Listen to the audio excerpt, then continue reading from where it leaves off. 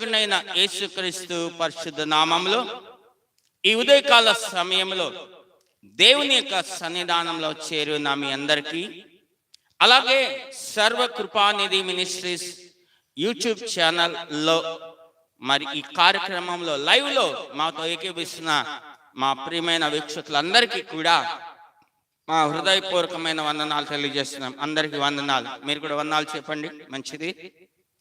చూడండి, ఈ యొక్క సిలువ ధ్యానములు అనే ఈ కార్యక్రమాలు నిజంగా మీ అందరికీ కూడా ఆత్మీయమైన మేలు ఆశీర్వాదం కలిగిస్తున్నాయని మేము తెలుసుకొని మేము నిజంగా దేవుని ఎక్కువగా స్తుతిస్తూ ఉన్నాం. అందును బట్టి దేవుని యొక్క నామానికి మహిమ ఘనత ప్రభావం కలుగునుగాక.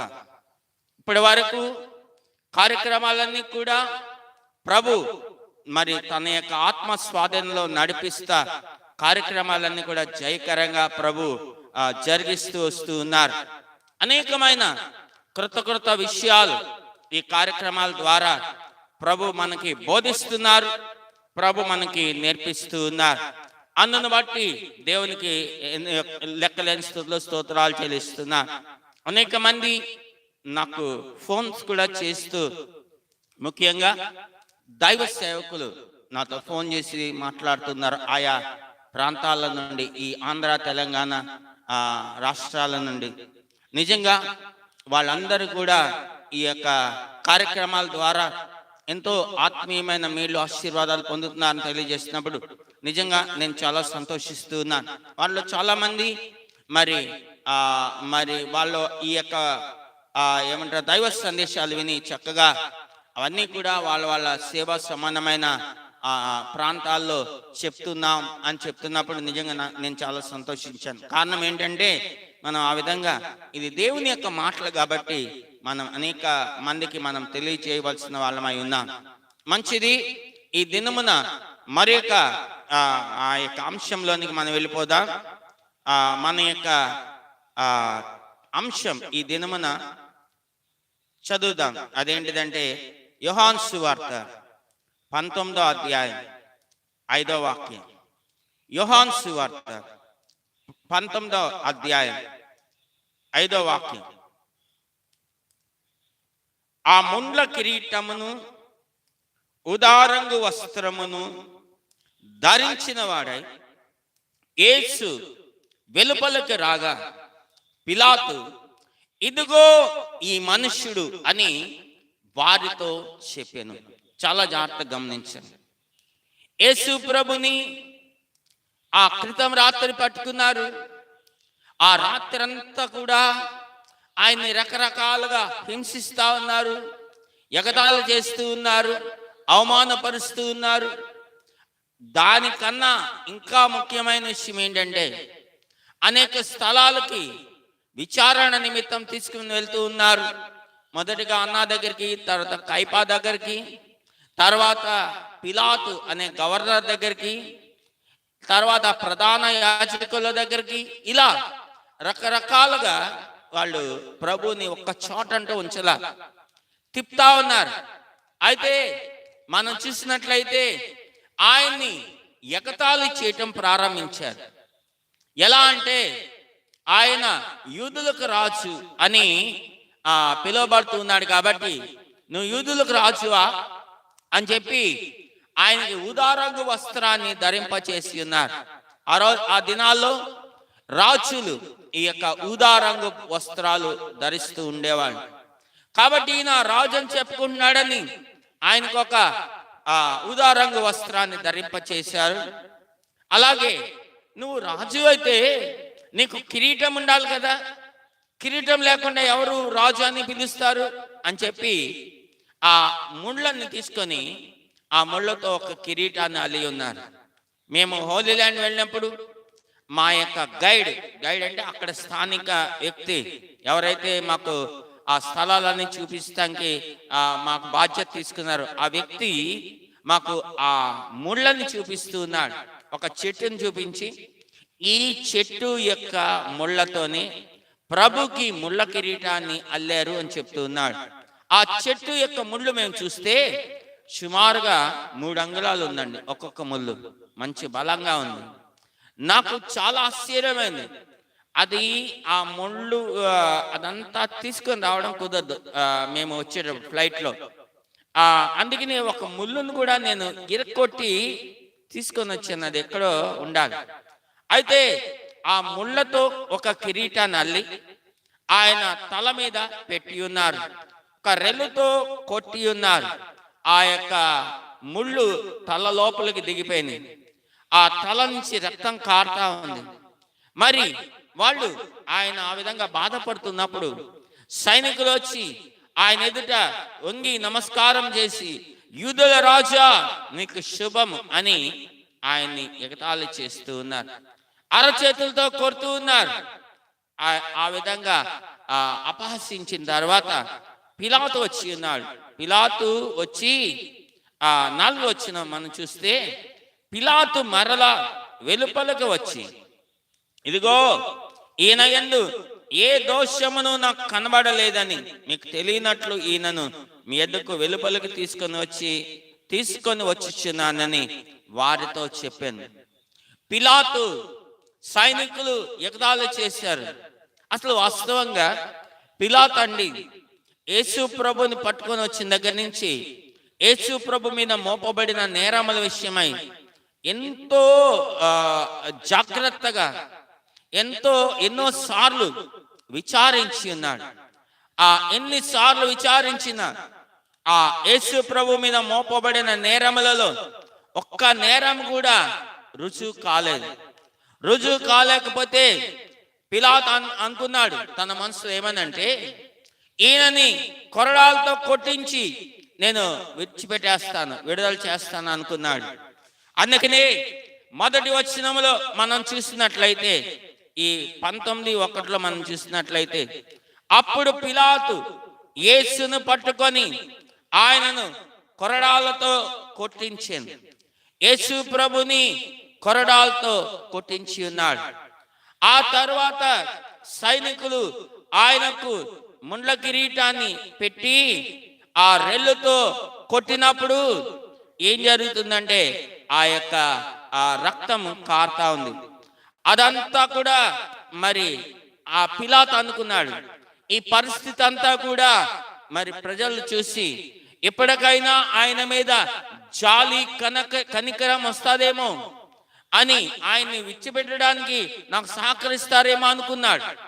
అనుకొని ఇప్పుడు ఏం చేస్తున్నాడంటే, ఇప్పుడు 4వ వచనం నేను చదివిన దాంట్లో మనం చూస్తాం, ఈయన యందు ఏ దోషము నాకు కనబడలేదని మీరు తెలుసుకున్నట్లు ఈయనను మీ యొద్దకు వెలుపలకు తీసుకొని వస్తున్నాను అని వారితో చెప్తూ ఉన్నాడు. చూడండి, ఏ దోషం కనబడలా, అయినా శిక్ష మాత్రం చాలా భయంకరంగా ఉంది. శిక్షించారు. కనీసం మేము శిక్షించిన శిక్షను చూసైనా ప్రజలకి మనసు కరుగుతాదేమో, ప్రజలు ఇప్పటికైనా పోనీలండి, ఇంతవరకు శిక్షించారు కదా, ఆయన విడిచిపెట్టండి అంటారేమో అనుకున్నాడు. కాబట్టి 5వ వచనంలో ఈరోజు మన మూలవాక్యం తీసుకుని మనం చూస్తున్నాం, ఆ ముండ్ల కిరీటమును ఉదారంగ వస్త్రమును ధరించిన వాడై యేసు వెలుపలకు రాగా పిలాతు అంటున్నాడు, ప్రజలందరి ఎదుట ఆయన్ని చూపిస్తా అంటున్నాడు, ఇదిగో ఈ మనుష్యుడు. ఇంగ్లీష్ లో behold the man, behold the man. చాలా జాగ్రత్తగా గమనించండి, ఆయనను ఒక మనుష్యుడు అని పిలాతు పిలుస్తూ ఉన్నాడు. చాలా జాగ్రత్తగా గమనించండి. వాళ్ళకి ఆయన ఒక మనిషిగానే తోస్తూ ఉన్నాడు. కారణం ఏంటి అంటే, వాళ్ళ కళ్ళ ముందే పుట్టాడు, వాళ్ళ కళ్ళ ముందే పెరిగాడు, వాళ్ళ కళ్ళ ముందే సువార్త పరిచర్య ప్రారంభించి ఉన్నాడు. అయితే మరి ఆ విధంగా ఆయన మరి వాళ్ళ కళ్ళ ముందు చూడండి, ఆ యేసు ప్రభు యొక్క తండ్రి యోసేపు, ఆయన ఒక వడ్రంగి. యేసు ప్రభు యొక్క తల్లి మరియా, ఆమె ఒక కన్యక. అయితే వాళ్ళ యొక్క తల్లిదండ్రులు అక్కడున్న వాళ్ళే, స్థానికులే, వాళ్ళు ఎక్కడి నుంచో వచ్చిన వాళ్ళు కాదు. అయితే వీళ్ళు ఏమనుకుంటున్నారంటే వాళ్ళిద్దరికి పుట్టిన వ్యక్తి యేసు ప్రభు అనుకుంటున్నారు. వాళ్ళకి తెలీదు ఆ కన్యకైన మరియా పరిశుద్ధాత్మ వలన గర్భంని ధరించి ఆ ప్రభుని కనింది అని వాళ్ళకి తెలియదు. అందుకనే వాళ్ళు ఆయన ఏమంటున్నారంటే, ఆ పిలాతు ఆయన ఏమంటున్నా అంటే, ఇదిగో ఈ మనుష్యుడు, ఇదిగో ఈ మనుష్యుడు.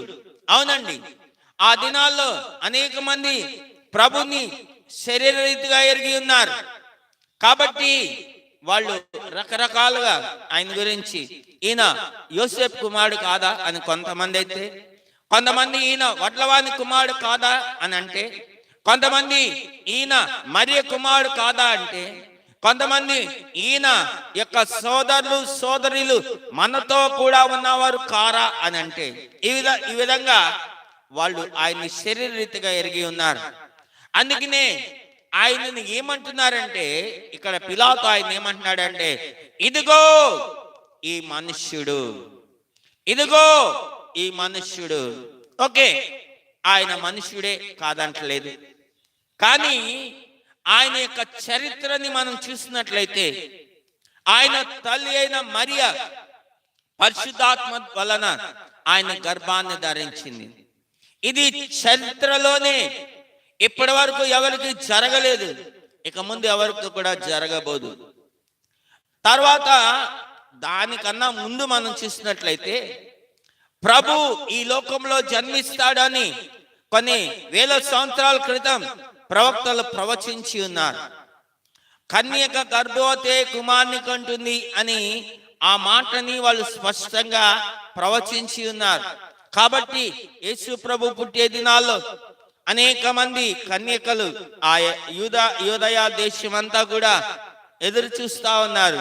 ఆ లోకరక్షకుడైన ప్రభు అయిన యేసుక్రీస్తు నా గర్భం ద్వారా జన్మిస్తాడేమో అని వాళ్ళు ఎదురు చూస్తా వచ్చారు. అట్లా ఎదురు చూస్తూ ఉన్నప్పుడు దేవుని యొక్క కృప మరియకి దొరికింది. మరియ దేవుని యొక్క కృపని పొందుకొని ఆమె యొక్క గర్భం ద్వారా లోకరక్షకుడైన ప్రభు అయిన యేసుక్రీస్తు లోకంలోకి వచ్చి ఉన్నాడు. ఇది ఎవరికి కూడా నమ్మని విషయం, ఎవరు కూడా నమ్మని విషయం, ఎవరికి కూడా తెలియని విషయం. ఇది ప్రపంచ చరిత్రలో మొదటిసారి జరిగిన విషయం. కాబట్టి వాళ్ళు ఎంతకాడికి కూడా యేసు ప్రభు విషయంలో మనుష్య రీతిగా ఆలోచిస్తున్నారు, కానీ వాళ్ళు ఆయన్ని దైవికంగా ఏమాత్రం ఆలోచన చేయట్లేదు. కాబట్టి యేసు ప్రభు యొక్క జన్మ పరిశుద్ధమైనది, ఆయన జీవితం కూడా పరిశుద్ధమైనది. మనుషుడు మనుషుడు మనుషుడు అంటున్నారు కదా, ఈ భూమిలో ఏ మనుషుని యొక్క జన్మ, ఏ మనుషుని యొక్క జీవితం అంత పరిశుద్ధమైనది లేదు, అంత పరిశుద్ధమైనది కాదు. ఇక రెండవ విషయం, ఆయన జ్ఞానాన్ని గురించి మనం చూస్తే ప్రభు అయిన యేసుక్రీస్తుకి అప్పటికి వయసు 12 సంవత్సరాల బాలుడు. ఆ 12 సంవత్సరాల వయసు వచ్చినప్పుడు ఆయన తల్లిదండ్రులు తమ వాడుకు చొప్పున యెరూషలేము దేవాలయానికి వెళ్ళారు ఆరాధన కొరకు. ఆ దినమున ఆరాధన అయిపోయిన తర్వాత వాళ్ళందరూ కూడా బయలుదేరి వెళ్ళిపోతున్నారు. చూడండి, ఆ రోజుల్లో ప్రజలందరూ కూడా మరి ఆ దేవాలయానికి వెళ్ళాలి అంటే దేవాలయం ఏం దగ్గర ఉండేది కాదు, కొన్ని దినములు ప్రయాణం చేసి వెళ్ళవలసి వచ్చేది. ఒక 2 రోజులు 3 రోజులు అలా ప్రయాణం. కాబట్టి వాళ్ళు ఏం చేసేవాళ్ళు అంటే వాళ్ళంతా కలిసి గుంపులుగా బయలుదేరి వెళ్తూ ఉండేవాళ్ళు. చూడండి, ఒక ఊరు ఉందంటే ఆ ఊర్లో కొంతమంది కలిసి గుంపుగా వెళ్తూ ఉండేవాళ్ళు. ఆ రోజుల్లో ప్రయాణ సాధనాలు లేవు, ఈ రోజులో ఉన్నట్టు. ఆ రోజుల్లో రోడ్లు లేవు, కాబట్టి వాళ్ళంతా కలిసి గుంపులుగా వెళ్తూ ఉండేవాళ్ళు. సరే, ఆరాధనకు వెళ్ళారు, ఆరాధన అయిపోయిన తర్వాత వాళ్ళందరూ బయలుదేరి వస్తూ ఉన్నారు. యేసు ప్రభు ఏం చిన్న పిల్లవాడు కాదు, 12 సంవత్సరాల వయసు ఆయనకి. అయితే ఆయన కూడా వాళ్ళతో ఉన్నాడు అనుకున్నారు. ఒక దిన ప్రయాణం చేసి ఆ తర్వాత ఆగారు. యోసేపు మరియలు యేసు ప్రభు కోసం వెతుక్కుంటూ ఉన్నారు. వాళ్ళు ఏమనుకుంటున్నారంటే మా కుమారుడు మా యొక్క ఊరు వాళ్ళతో కలిసి ఉండుంటాడు, మా ఊరోళ్ళతో కలిసి ఉండుంటాడు, మా బంధువులతో ఉండుంటాడు అని వాళ్ళు అనుకుంటూ ఉన్నారు. అందుకని అక్కడ యెరూషలేము దేవాలయం దగ్గర వాళ్ళు బయలుదేరినప్పుడు వాళ్ళంత గమనంగా పట్టించుకోవాలి. మా కుమారుడు మా బంధువులతో ఉంటాడులే అని అనుకున్నారు. ఒక్కరోజు ప్రయాణం చేసి వెళ్ళి అక్కడ ఆగారు. ఆగినప్పుడు వాళ్ళు వెతుక్కుంటూ ఉన్నారు. వాళ్ళ బంధువులు వాళ్ళ యొక్క ఊరు వాళ్ళందరితో వెతుక్కుంటే ఆయన కనబడలేదు. అయ్యో ఇంకేముంది, మా కుమారుడు తప్పిపోయాడు, ఆయన వెతుకుదాం రండి అని మొత్తం వాళ్ళంతా మళ్ళీ బయలుదేరి యెరూషలేము దేవాలయానికి వచ్చారు. ఒక రోజు ప్రయాణం చేసి వెళ్ళారు, మళ్ళీ ఒక రోజు ప్రయాణం చేసి వచ్చారు. అయితే 2 రోజులు అయింది. ఈ 2 రోజులు ఆ బాలుడిని ఏం చేస్తున్నాడు, ఆ యెరూషలేము దేవాలయంలో కూర్చొని అక్కడ శాస్త్రులు, పరిసయ్యులు, ధర్మశాస్త్ర సద్దూకయ్యులని ఈ 4 గుంపుల ప్రజలు, వాళ్ళు ధర్మశాస్త్రాన్ని గురించిన విషయాలు మాట్లాడుకుంటున్నారు. వాళ్ళు మాట్లాడుకుంటున్న మాటలు ఆలకిస్తున్నాడు, వాళ్ళని ప్రశ్నలు వేస్తున్నాడు. వాళ్ళు చెప్పలేనప్పుడు ఆయనే వాళ్ళకు సమాధానం చెప్తున్నాడు. ఈ విధంగా అండి 2 రోజులు గడిచిపోయాయి. చూడండి, 2 రోజులు గడిచిపోయాయి. అప్పటికి ఆయన ఆ విధంగా చూడండి, ఏమీ తినలేదు, ఏమీ త్రాగలేదు, ఆయన నిద్రపోలేదు, ఆయన విసుధాలు రాలేదు. ఆయనే కాదు, అక్కడ ఉన్న వాళ్ళు కూడా అలాగే ఉండిపోయారు. చాలా మంది ఏమనుకుంటారంటే, యేసు ప్రభు సువార్త పరిచర్య చేస్తున్న దినాల్లో 3 దినములు ఆయన వాక్యం చెప్తూ ఉన్నప్పుడు చిన్న పిల్లలు మొదలుకొని ముసలి వాళ్ళ వరకు అన్ని వయసుల వాళ్ళు ఒక 5,000 మంది కన్నా ఎక్కువ మంది ఉన్నారు. అదొక అరణ్య ప్రాంతం. అయితే వాళ్ళందరూ కూడా ప్రభు యొక్క మాటలు వింటా అలాగ అతుక్కుపోయినట్లుగా ఉన్నారు. చాలా మంది ఏమనుకుంటారంటే, ఆయన సువార్త పరిచర్య ప్రారంభించినప్పుడే ఆ అనుభవం కలిగింది అనుకుంటారు. కాదు కాదు కాదు ఆయన 12 సంవత్సరాల వయసు ఉన్నప్పుడే ఆయనకి అంత జ్ఞానముతో నిండుకొని ఉన్నాడు. అవును, లూకా సువార్తలో మనం చూస్తాం, బాలుడైన యేసు ఆయన జ్ఞానముతో నిండుకొని పెద్దల దయ ఎందును దేవుని యొక్క దయ ఎందును ఆయన వర్ధిల్లుచుండెను. బాలుడు జ్ఞానముతో నిండుకొని ఆయన వర్ధిల్లుతూ వచ్చాడు. మంచిది. మరి ఇదిగో మనుషుడు అంటున్నారే, ఏ మనిషికి కూడా అంత జ్ఞానం అనేది ఇవ్వబడలేదు. ఏ మనిషి కూడా అంత జ్ఞానవంతుడిగా లేడు. మరి నిజంగా మనుషుడు అంటే మనుషులు లాగా జ్ఞానం ఉండాలి, కానీ మనుషులకి మించిన జ్ఞానం ఆయనలో ఇవ్వబడింది. అప్పటికి ఆయన వయసు 12 సంవత్సరాలు మాత్రమే. బైబిల్లో మనం చూసినట్లయితే మొదటిగా ప్రభువైన యేసుక్రీస్తు కనిపిస్తాడు. ఆ తర్వాత సొలొమోన్ కనిపిస్తాడు జ్ఞానం విషయంలో.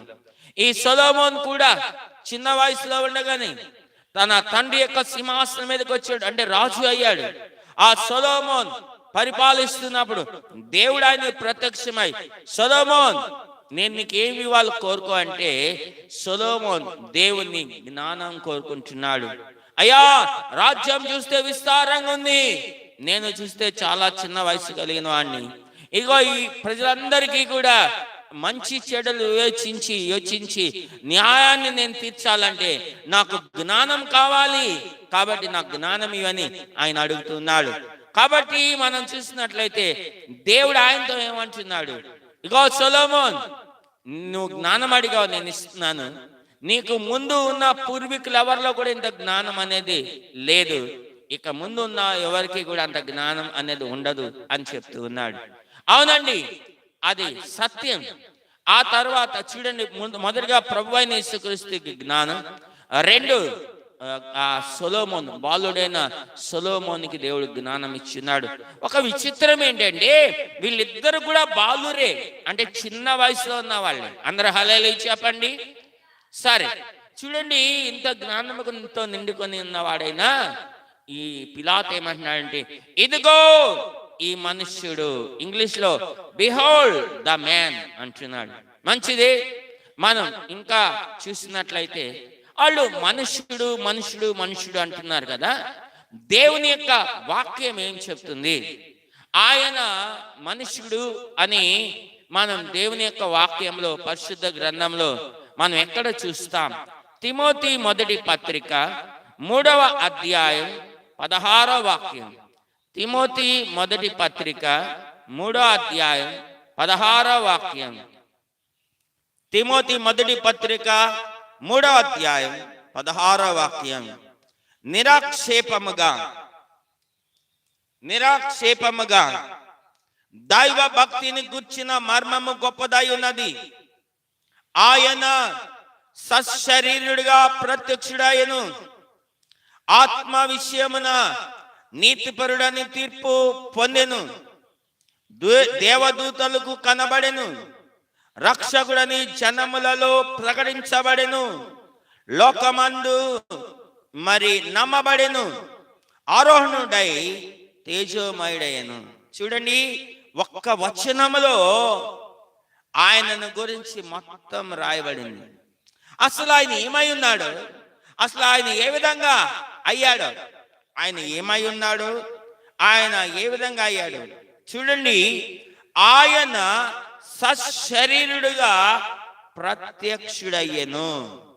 దీనిని ఏమంటాడంటే దైవ భక్తిని గూర్చిన గొప్పదయ్యున్న మర్మము. అందరు హల్లెలూయా చెప్పండి. అవును, ఆయన సశరీరుడయ్యను. అవును, దేవుడు ఆయన మన యొక్క శరీరాన్ని ధరించుకొని ఆయన ఈ లోకంలోకి వచ్చి ఉన్నాడు. యోహాను సువార్తలో కూడా మన ఈ మాటలు మనం చూస్తాం. ఆది యందు వాక్యం ఉండెను, వాక్యము దేవుని యొద్ద ఉండెను, వాక్యము దేవుడై ఉండెను. ఆ తర్వాత కొంచెం ముందుకు చూస్తే ఆ వాక్యమే శరీరధారి అయి కృపా సత్య సంపూర్ణునిగా మన మధ్య నివసించెను. అందరు హల్లెలూయా చెప్పండి. హల్లెలూయా, హల్లెలూయా. ఆయన సశరీరుడై ఉండెను, సశరీరుడుగా ప్రత్యక్షుడాయను. ఇదే శరీరాన్ని ధరించుకొని ఆయన ప్రత్యక్షత చెంది ఉన్నాడు, ప్రత్యక్షుడయ్యాడు. ఇదే రక్త మాంసములు, ఇదే శరీరం. అవును, మనం ఎలా ఆకలి కొని ఉన్నామో ఆయన కూడా ఆకలి కొని ఉన్నాడు. మనం ఎలా దప్పి కొని ఉన్నామో అలాగే ఆయన కూడా దప్పి కొని ఉన్నాడు. మనం ఏ విధంగా నిద్రపోతున్నామో ఆ విధంగా ఆయన కూడా. వాక్యంలో మనం చూస్తాం, రోజు నిద్రపోయడని అయితే లేదు, కానీ చాలా జాగ్రత్త వినండి. ఒకే ఒక్కసారి ఆయన ధోనిలో ప్రయాణం చేసి వెళ్తున్నప్పుడు ఆయన అలసిపోయి ఆయన ధోనిలో పండుకొని నిద్రపోతున్నాడని రాయబడుతుంది. అంతేగాని ఏ నాడు కూడా ఆయన పండుకొని నిద్రపోయాడని ఎక్కడా మనం చూడం. ఆయన సశరీరుడుగా ప్రత్యక్షుడైనా. చాలా జాగ్రత్తగా గమనించండి. ఏనాడు కూడా ఆయన రాత్రంతా కూడా కంటి నిండా నిద్రపోయాడు, లేదా పగలంతా కంటి నిండా నిద్రపోయాడు అని మనం చూడం. ఇంకా ఆ సశరీరుడుగా ఆయన ప్రత్యక్షుడైన దాంట్లో అదొక గొప్ప విశేషం అని చెప్పాలి. అంటే ఆయన మనుషుడి కన్నా ఎక్కువగా ఉన్నాడు. ఏ మనిషి కూడా నిద్ర లేకుండా ఉండడం అనేది చాలా కష్టం. పైపెచ్చు 3.5 సంవత్సరాలు ఆయన సువార్త పరిచర్య చేశాడు. ఆ టైంలో నేను చెప్తూ ఉన్నాను, ఆయన నిద్రపోవడానికి కుదరలేదు, ఆయన నిద్రపోలేదు అని. నిజంగా ఆయన సశరీరుడుగా ప్రత్యక్షుడయ్యాడు. ఫిలిప్పీయులకు రాసిన పత్రిక 2వ అధ్యాయం 8వ వాక్యం. అపోస్తలుడైన పౌలు ఫిలిప్పీయులకు రాసిన పత్రిక 2వ అధ్యాయం 8వ వాక్యం చదవండి. మరియు అపోస్తలుడైన పౌలు ఫిలిప్పీయులకు రాసిన పత్రిక 2:8. మరియు ఆయన ఆకారమందు మనుష్యుడుగా కనబడి. ఎలా అండి? ఆకారమందు మనుష్యుడుగా కనబడి మరణము పొందినంతగా, అనగా శిలువ మరణం పొందినంతగా విధేయత చూపిన వాడై తన్ను తాను తగ్గించుకొనెను. అవునండి, ఆయన ఆకారమందు మనుష్యుడుగా కనబడి. చాలా జాగ్రత్తగా గమనించండి. ఆయన ఒక మనిషిగానే ఉన్నాడు, మనుషుడిగానే కనబడ్డాడు, మనుషుడుగానే ఉన్నాడు. అందుకనే ఈ లోకం ఆయన చూసి ఇదిగో ఈ మనుషుడు అని చెప్తా ఉంది. ఆయన సశరీరుడుగా ప్రత్యక్షుడయ్యాడు కాబట్టి ఈ లోకం ఆయన చూసి ఇదిగో ఈ మనుషుడు అంటా ఉంది. ఆయన ఆకారమందు మనుషుడిగా ప్రత్యక్షుడయ్యాడు కాబట్టి, కనబడ్డాడు కాబట్టి లోకం ఆయన చూసి ఇదిగో ఈ మనుషుడు అంటా ఉంది. యోహాను సువార్త 18వ అధ్యాయం, యోహాను సువార్త 18వ అధ్యాయం మనం కానీ చూసినట్లయితే 29వ వచనం నుండి, యోహాను సువార్త 18వ అధ్యాయం 29వ వచనం నుండి, కావున పిలాతు బయట ఉన్న వారి యొద్దకు వచ్చి, ఈ మనుషుని మీద మీరు ఏ నేరము మోపుచున్నారు అనెను. చాలా జాగ్రత్తగా గమనించండి. ఈ మనుషుని మీద మీరు ఏ నేరం మోపుతున్నారు అని పిలాతు వెలుపలకు వచ్చి అక్కడున్న ఆ మనుషులందరినీ కూడా ఆయన ప్రశ్నిస్తూ ఉన్నాడు. అవునండి, ఫ్రమ్ ద బిగినింగ్, ప్రారంభం నుండి ఆ పిలాతు ఈయనను ఒక మనుష్యుడుగానే చూస్తా ఉన్నాడు. అందుకు వారు, వీడు దుర్మార్గుడు కాని యెడల వీనిని నీకు అప్పగించి ఉండమని అతనితో చెప్పారు. పిలాతు, మీరు అతన్ని తీసుకొని పోయి మీ ధర్మశాస్త్రం చొప్పున అతనికి తీర్పు తీర్చుడనగా. 32వ వచనం, యూదులు ఎవనికి మరణ శిక్ష విధించుటకు మాకు అధికారం లేదని అతనితో చెప్పిరి. ఇక్కడ మీకు అర్థమవుతుందా? ధర్మశాస్త్ర ప్రకారం ఆయన మీద వీళ్ళు మోపిన నేరములను చూస్తే, ఆ నేరముల ప్రకారం ధర్మశాస్త్రాన్ని విచారిస్తే ఏ మనుష్యుడి మీద కూడా నేరము మోపడానికి లేదా శిక్ష విధించడానికి మాకు అధికారము లేదు. మరణ శిక్ష విధించడానికి మాకు అధికారం లేదు. చాలా జాగ్రత్తగా గమనించండి. ధర్మశాస్త్రంలో మనం కానీ చూసినట్లయితే యేసు ప్రభు మీద వాళ్ళు మోపిన నేరాలకి ధర్మశాస్త్రంలో ఎవరికి కూడా మరణ శిక్ష విధించుటకు అధికారం లేదు. అందువలన యేసు తాను ఎట్టి మరణం పొందబోవునో దాన్ని సూచించి చెప్పిన మాట నెరవేరింది. అవునండి, మనం చూసినట్లయితే అందుకనే అన్యాయముగా ఆయనకు తీర్పు తీర్చబడతా ఉంది. ఆ పిలాతు అడుగుతున్నాడు, ఈ మనుష్యుని మీద మీరు ఏ నేరము మోపుచున్నారు? ఈ మనుషుని మీద మీరు ఏ నేరము మోపుచున్నారు? అవునండి, ఆయన ఒక మనుషుడుగానే వాళ్ళు చూస్తూ ఉన్నారు. తర్వాత మనం చూసినట్లయితే లూకాసు వార్త 23వ అధ్యాయం 4వ వాక్యాన్ని మనం చూస్తే, పిలాతు, మళ్ళీ చెప్తున్నాను, లూకాసు వార్త 23వ అధ్యాయం 4వ వాక్యం, పిలాతు ప్రధాన యాజకులతోను జన సమూహములతోను ఈ మనుష్యుని యందు నాకు ఏ నేరమును కనబడలేదు. చాలా జాగ్రత్తగా గమనించండి. ప్రధాన యాజకులతో చెప్తున్నాడు, జన సమూహాలతో చెప్తున్నాడు. ఏమంటున్నాడు పిలాతు? ఈ మనుష్యుని యందు మాకు ఏ నేరము కనబడలేదు, నాకు ఏ నేరము కనబడలేదు. ఒక న్యాయాధిపతి యొక్క హోదాలో ఉండి ఆయన చేస్తున్న ప్రకటన ఇది, ఈ మనుష్యుని యందు నాకు ఏ నేరం కనబడలేదు. మరి అదే యేసు ప్రభు యొక్క శిలువ మరణంలో ఉన్న గొప్ప విశేషం అదే. ప్రపంచ చరిత్రలో ఏ నేరం చేయని వ్యక్తికి ఏదో ఒక శిక్ష విధిస్తే అది వేరు.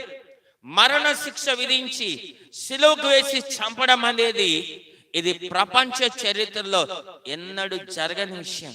అందుకనే అందరూ మరణించారు, కానీ అందరు మరణాలు వేరు. ప్రభు అయిన యేసుక్రీస్తు యొక్క శిలువ మరణం వేరు.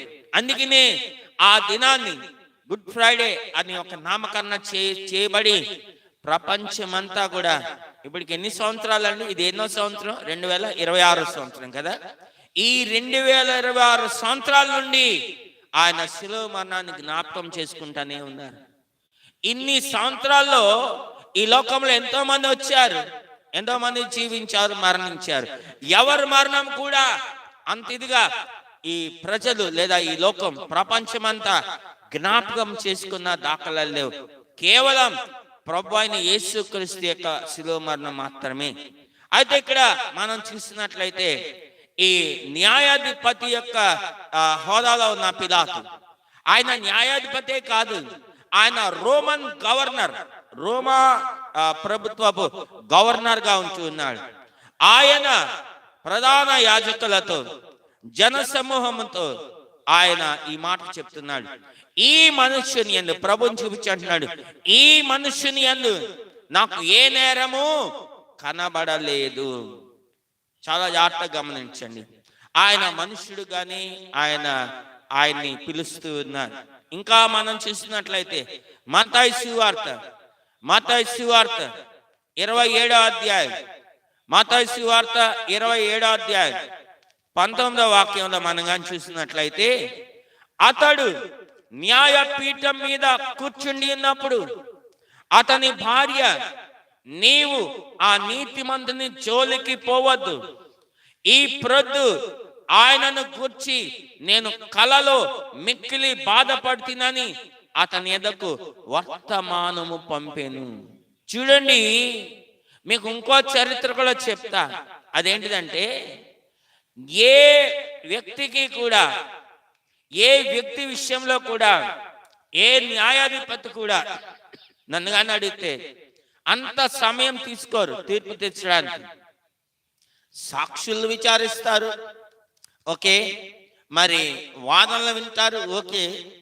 తీర్పు చెప్పడానికి ప్రపంచ చరిత్రలో ఏ న్యాయమూర్తి కూడా అంత టైం తీసుకోరు. కానీ ఈ న్యాయమూర్తి లేదా న్యాయాధిపతి స్థానంలో ఉన్న పిలాతు ఆయన చాలా టైం తీసుకుంటున్నాడు. కారణం ఏంటంటే, ఆయన యేసు ప్రభు మీద మోపిన నేరముల విషయమై ఎన్నిసార్లు పరిశోధించినా అవి నిజం కాదని స్పష్టంగా తేలిపోతా ఉన్నాయి. ఆయన్ని విడిచిపెట్టేస్తాను అంటే వాళ్ళే ఊరుకోవట్లేదు, వాళ్ళేమో గొడవ చేస్తున్నారు. మరి ఇక ఆయన ఏమీ చేయలేకపోతున్నాడు. ఆయన లోపలికి వెళ్తాడు, ఆ యొక్క గదిలోనికి వెలుపలికి వస్తాడు, జనసమూహం దగ్గరికి అటు తిరగడమే సరిపోయింది. ఇక ఆయన న్యాయపీఠం మీద కూర్చొని ఉన్నప్పుడు, ఇప్పుడు మనం చూసినట్లయితే పిలాతు భార్య ఒక ఉత్తరం రాసి పంపిస్తా ఉంది. ఏమని? అయ్యా, ఇదిగో నేను రాత్రి పండుకొని ఉన్నప్పుడు నాకు నిద్రలో ఒక కల వస్తా ఉంది. ఆ కలలో నేనేం చూస్తున్నానంటే, మీరు ఎవరినైతే ఇప్పుడు పట్టుకొని విచారిస్తున్నామని అంటున్నారో ఆయన నీతిమంతుడు అని నేను కలలో చూస్తున్నా.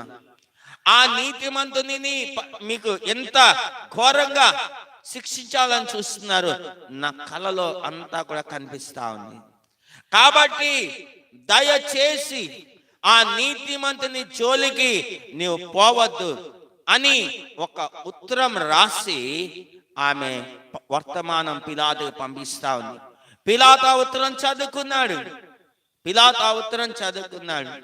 అరే, ఆయన అనుకుంటున్నాడు, అరే నేను విచారిస్తే కూడా ఈయన నీతిమంతుడనే నాకు అర్థమవుతా ఉంది. అలాగే నా భార్యకు కూడా కల వచ్చింది, ఆ కలలో ఆయన నీతిమంతుడు అని కనిపిస్తా ఉన్నాడు. చూడండి, ఇద్దరికి స్పష్టంగా అర్థమవుతుంది ఈయన నీతిమంతుడు అని. అందరు హల్లెలూయా చెప్పండి. అవును, అర్థమవుతుంది. అయినా ఈయన ఏం చేయలేకపోతున్నాడు, ప్రజలకి శాసించలేకపోతున్నాడు, ప్రధాన యాజకుల్ని శాసించలేకపోతున్నాడు. అంటే ఒక మాటలో చెప్పాలంటే పవర్ లేని గవర్నర్ అని చెప్పాలి. అధికారం లేని, శక్తి లేని అధికారి లేదా న్యాయాధిపతి అని చెప్పాలి. అయితే ఆ పిలాతు భార్య కూడా యేసు ప్రభు గురించి తెలియదండి, ఆయన ఎప్పుడు చూడలేదండి, ఆయన బోధలు ఎప్పుడు వినలేదండి. అసలు ఆయన యొక్క భక్తురాలు కానే కాదు, ఆయన్ని నమ్మిన ఆమె కానే కాదు. అయినా ఆయన గురించి కల వచ్చి దాని గురించి వర్తమానం ఒక ఉత్తరం పిలాతుకి రాసి పంపిస్తా ఉంది. అయితే మనం చూసినట్లయితే పిలాతు దాని ప్రకారంగా వెళ్దాం, ఆ ఉత్తరం ప్రకారంగానే వెళ్దామని అనుకుంటే అది కూడా ఆయన వల్ల కావడం లేదు. సరే, యేసు ప్రభుని సిలువకి అప్పగించి ఉన్నాడు. యేసు ప్రభుని చాలా ఘోరంగా హింసించారు, తీసుకుని వెళ్ళారు, సిలువ వేశారు. అయితే ఒక శతాధిపతి అదంతా కూడా బాధ్యత తీసుకొని ఉన్నాడు. యేసు ప్రభు మీద సిలువ మోపి ఆయన గొల్గొతా కొండ వరకు నడిపించి ఆ నడిచేదారిలో కూడా కొర్రాలతో కొడుతున్నారు. ఆయన కింద పడిపోతున్నాడు. ఆయన మోస్తున్న సిలువ ఆయన మీద పడిపోతా ఉంది. తిరిగి లేపుతున్నారు, ఆ సిలువని లేపుతున్నారు, ఆయన లేపుతున్నారు. మళ్ళీ ఆయన బయలుదేరి వెళ్తూ ఉన్నాడు. అయితే గొల్గొతా కొండ దగ్గరికి వెళ్ళిన తర్వాత యేసు ప్రభుని సిలువ వేశారు. ఆ సిలువ నిలబెట్టారు. యేసు ప్రభు సిలువలో 7 మాటలు పలికి ఆయన తన ప్రాణాన్ని అప్పగించున్నాడు. ఆ టైంలో మొత్తం దేశమంతా చీకటి కమ్ముకుపోయింది. మరి బండలు బద్దలయ్యాయి, సమాధులు తెరవబడ్డాయి. నిద్రించిన అనేక మంది సమాధిలోంచి తిరిగి లేచి ఉన్నారు. అక్కడ చూస్తే యెరూషలేం దేవాలయంలో తెర పై నుండి కింద వరకు చిరిగిపోయింది. పరిశుద్ధ స్థలాన్ని, అతి పరిశుద్ధ స్థలాన్ని వేరు చేసి ఆ తెర పై నుండి కింద వరకు 2 ముక్కలుగా చిరిగిపోయింది. ఇవన్నీ కూడా పిలాతు చూస్తా ఉన్నాడు. ఆయన ఏ విధంగా ఎగతాళి చేశారు, ఆయన ఏ విధంగా అవమానపరిచారు, ఏ విధంగా ఆయన హింసించారు, మొత్తం చూస్తూ ఉన్నాడు. అదే సమయంలో సిలువలో వేలాడుతూ ప్రభు పలికిన ఆ 7 మాటలను కూడా విని ఉన్నాడు. ప్రభు యొక్క అంతం అంటే ఆయన ఏ విధంగా మరణించాడో చూసి ఉన్నాడు. చూసి ఈ శతాధిపతి ప్రభు గురించి ఒక మంచి సాక్ష్యం చెప్తా ఉన్నాడు. లూకాసు వార్త 23వ అధ్యాయం, లూకాసు వార్త 23వ అధ్యాయం 47వ వాక్యం. ఆ 47వ వాక్యంలో ఉన్న మాట, శతాధిపతి జరిగినది చూచి ఈ మనుష్యుడు నిజముగా నీతిమంతుడై ఉండేనని చెప్పి దేవునిని మహిమపరిచింది. అందరు హల్లెలూయా చెప్దామా? హల్లెలూయా, హల్లెలూయా, హల్లెలూయా. చాలా జాగ్రత్తగా గమనించండి. పిలాతు భార్యకి కల వచ్చింది. ఆమె ఉత్తరం రాసి పిలాతుకి పంపించింది. ఆ నీతిమంతుని జోలికి నువ్వు పోవద్దు. ఎందుకు పోతే ఆ నీతిమంతుని యొక్క రక్తాపరాధం మన మీదకి వస్తుంది. కాబట్టి ఆ నీతిమంతుని జోలికి పోవద్దయ్యా అని ఒక ఉత్తరం రాసి పంపించింది. కలలో చూసింది, ఆయన నీతిమంతుడని ఆమె నిర్ధారించుకుంది. కానీ ఇక్కడ మనం చూసినట్లయితే శతాధిపతికి కల రాల. శతాధిపతికి ఎవరో చెప్తే కాదు, శతాధిపతి జరిగినవన్నీ కూడా చూశాడు. అందరు హల్లెలూయా చెప్పండి. అక్కడ ఏమేం జరిగిందో అక్కడ అదంతా ఏంటో మొత్తం చూడండి. యేసు ప్రభుని గెత్సెమనే తోటలో పట్టుకున్న దగ్గర నుంచి అని చెప్పాలి. యేసు ప్రభుని గెత్సెమనే తోటలో పట్టుకున్న దగ్గర నుంచి, బంధించిన దగ్గర నుంచి, ఆయన్ని సిలువ వేసిన వరకు, సిలువలో కూడా ఆయన వేలాడుతూ ఆయన మరణించిన వరకు మొత్తం శతాధిపతి చూసి ఉన్నాడు. ఆయన కళ్ళతో ఆయన చూసి ఉన్నాడు. ఇప్పుడు శతాధిపతి గురించి కూడా నేను మీతో చెప్తా. శతాధిపతి ఏమి యేసు ప్రభు భక్తుడు కాదు. శతాధిపతి ఎప్పుడు కూడా యేసు ప్రభు చేసిన కార్యాలు చూడలేదు. శతాధిపతి ఎప్పుడు కూడా యేసు ప్రభు యొక్క బోధలు వినలేదు. శతాధిపతికి యేసు ప్రభు అంటే సరిగా ఏం తెలియదు. అయితే కేవలం ఖాళీ యేసు ప్రభుని పట్టుకున్న దగ్గర నుంచి యేసు ప్రభుని సిలువ వేసి సిలువలో ఆయన మరణించే వరకు మాత్రమే చూశాడు. ఆయన చూసిన ఆ సంఘటనలన్నీ సుమారుగా ఒక 20 గంటలు వేసుకుందాం మనం. ఎందుకంటే ఆ క్రితం రోజు రాత్రి గెత్సెమనే తోటలో పట్టుకున్నారు. ఆ మరుసటి రోజు అంటే శుక్రవారం సాయంత్రానికల్లా మధ్యాహ్నానికి ఆయన మరణించి ఉన్నాడు. సాయంత్రానికల్లా ఆయన ఇంకా దేహాన్ని దించేశారు. అంటే 20 గంటలు కూడా కాదు, నాకు తెలిసి 20 గంటల లోపే. అయితే ఇదంతా కూడా శతాధిపతి చూసి ఆయన మంచి సాక్ష్యం చెప్తున్నాడు.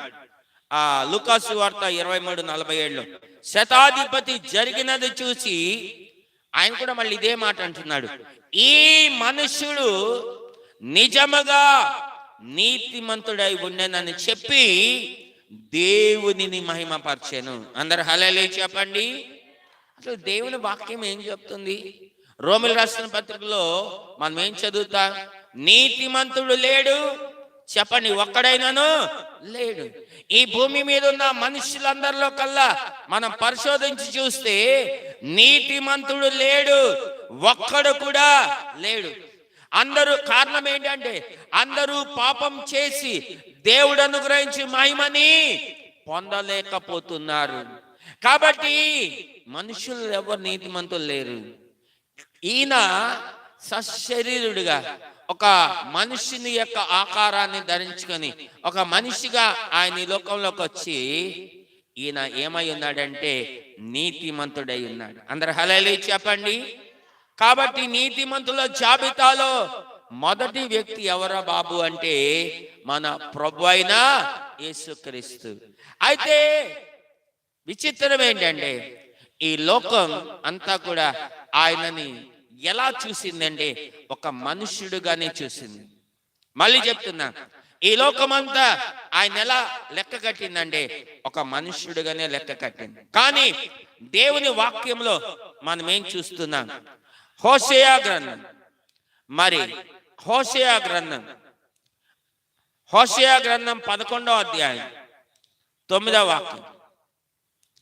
బైబిల్స్ ఉన్న వాళ్ళు తీసి చూడండి. హోషేయ గ్రంథం 11వ అధ్యాయం 9వ వాక్యం చూడండి. అక్కడ ఉన్న మాట నాకు కావాల్సిన మాటే నేను చదువుతాను, మొత్తం నేను చదవను. నేను మీ మధ్య పరిశుద్ధ దేవుడను గాని మనుష్యుడను కాను, మిమ్మును దహించినంతగా నేను కోపింపను. చాలా జాగ్రత్తగా గమనించాను. నేను మీ మధ్య పరిశుద్ధ దేవుడను గాని మనుష్యుడను కాను. వీళ్ళు మనిషి అనుకుంటున్నారు. ఆయన మనిషికి మించిన వాడు. ఆయన పరిశుద్ధ దేవుడు. ఇంగ్లీష్ లో హోలీ గాడ్, మామూలు దేవుడు కాదండి, ఆయన పరిశుద్ధమైన దేవుడు. అందుకనే ఈ బైబిల్ మీద మనం ఏం చూస్తామంటే ఈ బైబిల్ మీద ఒక పేరు చూస్తాం. ఆ పేరు ఏం రాయబడింది? ఇది పరిశుద్ధ గ్రంథం. ఇది ఆయన మాటలతో కూడింది. దీని నిండా ఆయన మాటలే. ఆ పరిశుద్ధ దేవుడు పలికిన మాటలు, ఆయన రాయించిన మాటలు ఈ పరిశుద్ధ గ్రంథంలో ఉన్నాయి. అందుకనే దీనికి పరిశుద్ధ గ్రంథం అని పేరు వచ్చింది. ఆయన పరిశుద్ధ దేవుడు, ఆయన వాక్యం పరిశుద్ధమైనది కాబట్టి పరిశుద్ధ గ్రంథం. ఆయన అంటున్నాడు, నేను మీ మధ్య పరిశుద్ధ దేవుడను గాని మనుష్యుడను కాను. ఇది మీరు తెలుసుకోవాలి. దేవునికి భక్తి చేసే వాళ్ళందరూ కూడా తెలుసుకోవాలి.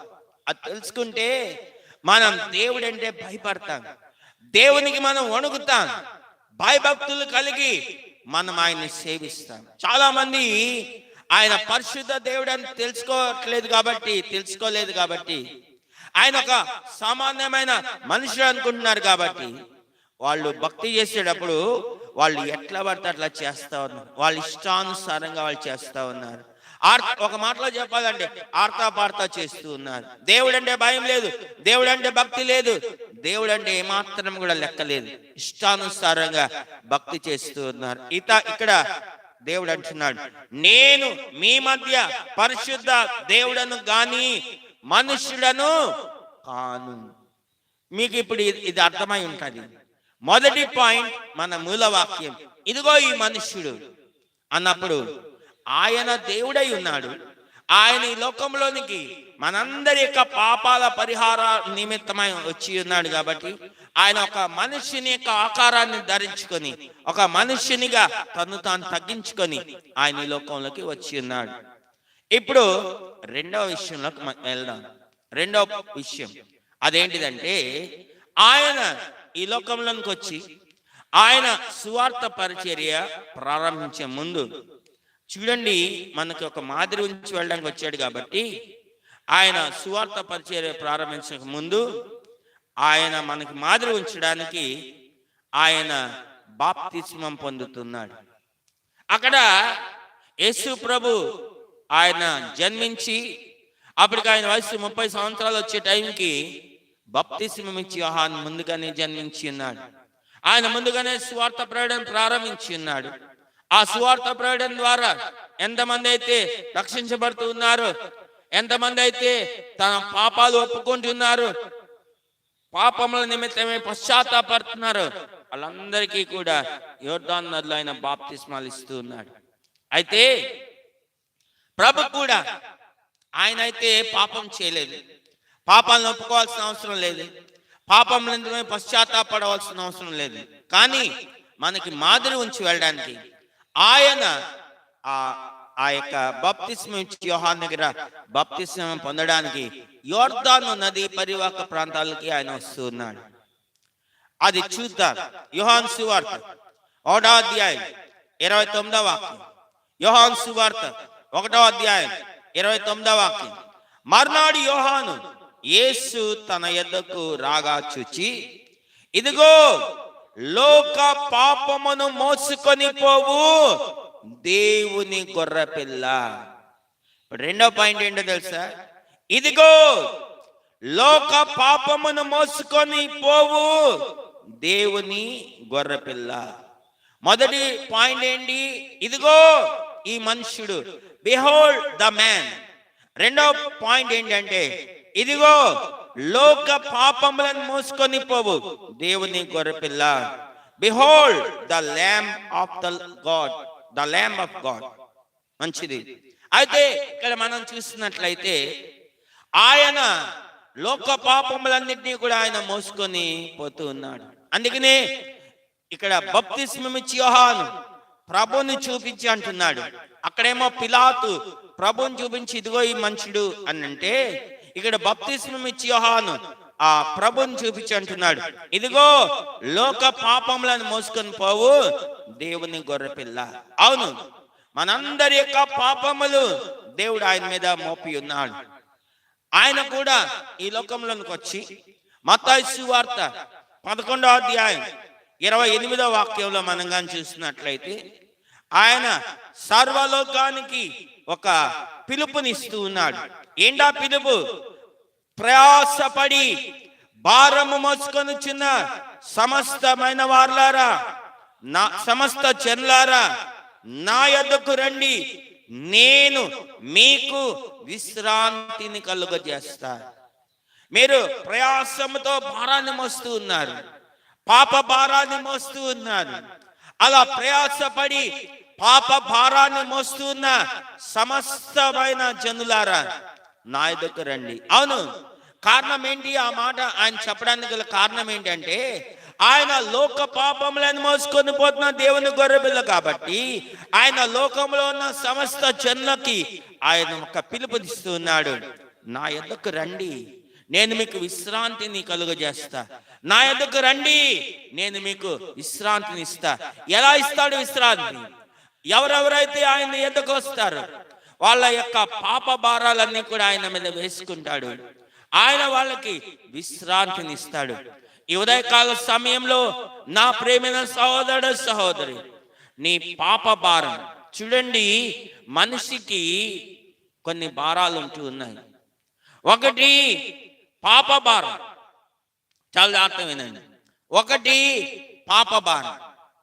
ఆ పాప భారంతోనే ఇంకా కొన్ని భారాలు కూడా వస్తా ఉన్నాయి. పాపం వలన రోగం, రోగం అనేది ఒక భారం. పాపం వలన శాపం, శాపం అనేది మరొక భారం. అయితే ఈ ఒకటి పాప భారం, రెండు చింత అనే భారం. ఏంటండి? ఒకటి పాప భారం, పాపం వలన రోగం, పాపం వలన శాపం, పాపం వలన దరిద్రత. ఇది అన్ని కూడా పాప భారం అనే దాని కింద నేను పెట్టి ఉన్నాను. ఇక రెండో భారం ఏంటంటే చింత అనే భారం. రేపు గురించిన చింత, రేపటి గురించిన చింత. రేపేమి తినాలా, రేపేమి త్రాగాలా, రేపేమి ధరించుకోవాలా, రేపటిని గురించిన చింత అనే భారం. ఈ రెండు భారాలు మనిషిని వేధిస్తా ఉన్నాయి. అయితే ఆ రెండు చూడండి, మొదటి భారం గురించి మనం చూసినట్లయితే ఆయన ప్రయాసపడి భారం మోసుకుంటున్న సమస్తమైన వారులారా నా ఎదుకు రండి, నేను మీకు విశ్రాంతిని ఇస్తాను అని అంటున్నాడు. కేవలం పాప భారమే కాదు, రెండవ భారం ఉందే చింత అనే భారం నుంచి కూడా ఆయన మనకు విశ్రాంతిని ఇచ్చేవాడై ఉన్నాడు. పేతురు మొదటి పత్రిక 5వ అధ్యాయం 7వ వాక్యం. పేతురు మొదటి పత్రిక 5వ అధ్యాయం 7వ వాక్యం. అక్కడున్న మాటని నేను చదువుతున్నాను వినండి. ఆయన మిమ్మను గూర్చి చింతించుచున్నాడు గనుక మీ చింత యావత్తు ఆయన మీద వేయుడి. చింతించుచున్నాడు అన్న దగ్గర బ్రాకెట్ పెట్టి లక్ష్యము చేయుచున్నాడు లేదా చింతించుచున్నాడు గనుక మీ చింత యావత్తు మీరు ఆయన మీద వేయండి అంటున్నాడు. అవునండి, ఆయన మన గురించి చింతిస్తున్నాడు కాబట్టి మన చింత యావత్తు మనం ఆయన మీద వేయవలసిన వాళ్ళమైనా. అవును, ఆయన మన చింత అనే భారాన్ని కూడా ఆయన భరించేవాడై ఉన్నాడు. అవును, యెషయా గ్రంథం 53వ అధ్యాయం 4వ వాక్యం.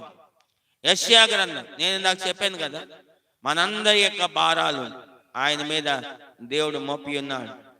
యెషయా గ్రంథం 53వ అధ్యాయం 4వ వాక్యం. అక్కడ మనం కానీ చూసినట్లయితే నిశ్చయముగా అతడు మన రోగములను భరించెను, మన వ్యసనములను వహించెను, అయినను మొత్తబడిన వాణి గాను, దేవుని వలన బాధించబడిన వాడు గాను, శ్రమ నొందిన వాణి గాను మనము అతనిని ఎంచితిమి.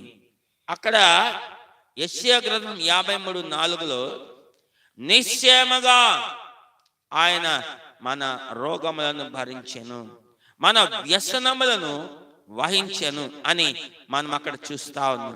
ఆలోచన, మనమందరం గొర్రెలవలె త్రోవ తప్పిపోతిమి, మనలో ప్రతివాడు తనకిష్టమైన త్రోవకు తొలగెను, యెహోవా మన అందరి దోషమును అతని మీద మోపెను. అందరు హల్లెలూయా చెప్పండి, హల్లెలూయా.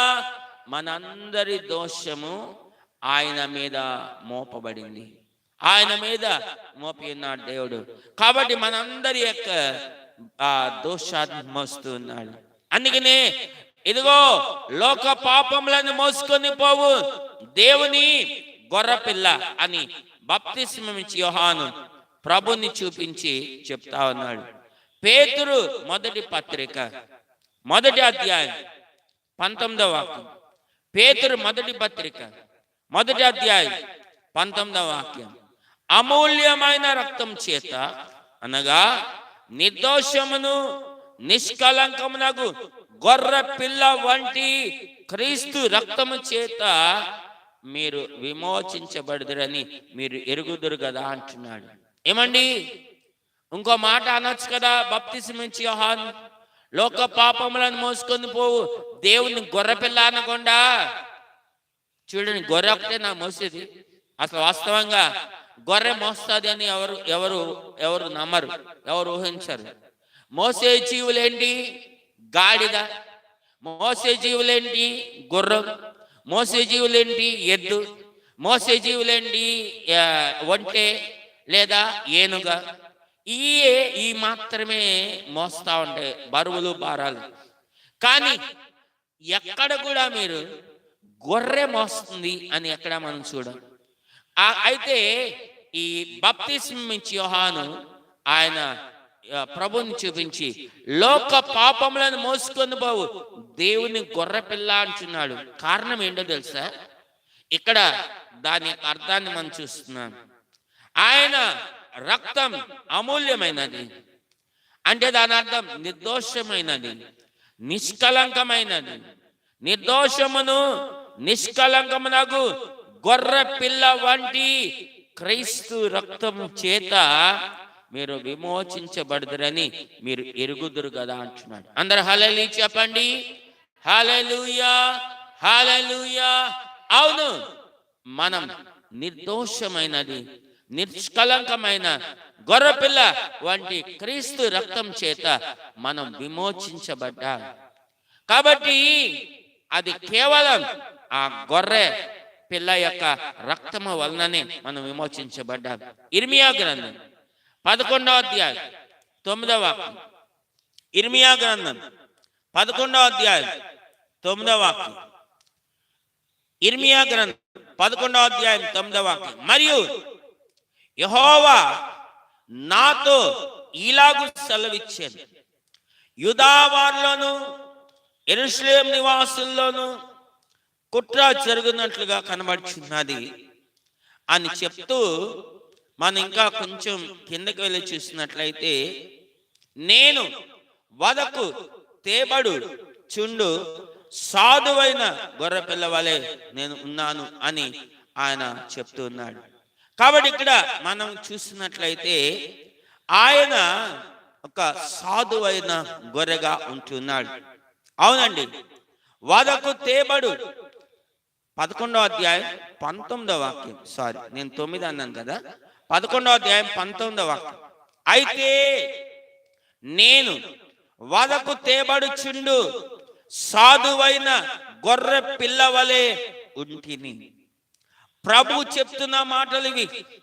ఇర్మియా గ్రంథం 11వ అధ్యాయం 19వ వాక్యంలో ప్రభు చెప్తున్న మాటలు ఇవి. అయితే నేను వదకు తేబడు చుండు సాధువైన గొర్రె పిల్లవలే ఉంటిని. యెషయా గ్రంథం 53వ అధ్యాయంలో కూడా మనం చూస్తాం. ఆయన ఎలా ఉన్నాడంటే ఆ సాధువైన గొర్రె వలె ఉన్నాడు. వదకు తేబడు గొర్రె పిల్లవలే, బొచ్చు కత్తిరించు అంటే గొర్రె ఏ విధంగా మౌనంగా ఉంటుందో ఆ విధంగా ఆయన నోరు తెరవలేదు. ఒక సాధువైన గొర్రె వలె ఉన్నాడు. అవునండి, అందుకనే ఆయన్ని చూసి బప్తిస్మమిచ్చి యోహాను అంటున్నాడు, ఇదిగో లోక పాపములను మోసుకొని పోవు దేవుని గొర్రె పిల్ల. ఇంకో విషయం కూడా ప్రభు గుర్తు చేస్తూ ఉన్నాడు ఈ మాట చెప్తూ ఉంటే. అదేంటిదంటే, పాత నిబంధనలో బలులు ఉండేవి, పాప పరిహారార్థ బలులు ఉండేవి. ఆ పాప పరిహారార్థ బలులు మోషే ధర్మశాస్త్రములో మోషే విధించున్నాడు. ప్రభు ద్వారా ఆ యొక్క మోషే ఆ ధర్మశాస్త్రాన్ని తీసుకొని వచ్చి ఉన్నాడు. దాంట్లో బలుల గురించి మనం చూస్తే, ఆ బలుల్లో ఈ యొక్క గొర్రె పిల్లని వధించేవాళ్ళు. అందరూ హల్లెలూయా చెప్పండి. ఆ బలుల్లో గాడిద పిల్లని వధించాల, ఆ బలుల్లో ఏనుగుని వధించాల, ఆ బలుల్లో గుర్రాలు వధించాల, ఆ బలుల్లో ఏనుగులు వధించాల, ఒంటెను వధించాల. ఆ బలుల్లో మనం కానీ చూసినట్లయితే కొన్ని జంతువులు వధించారు. కేవలం గొర్రెని కాదు, గువ్వలను వధించారు, పావురాలను వధించారు, అలాగే ఎద్దులను వధించారు.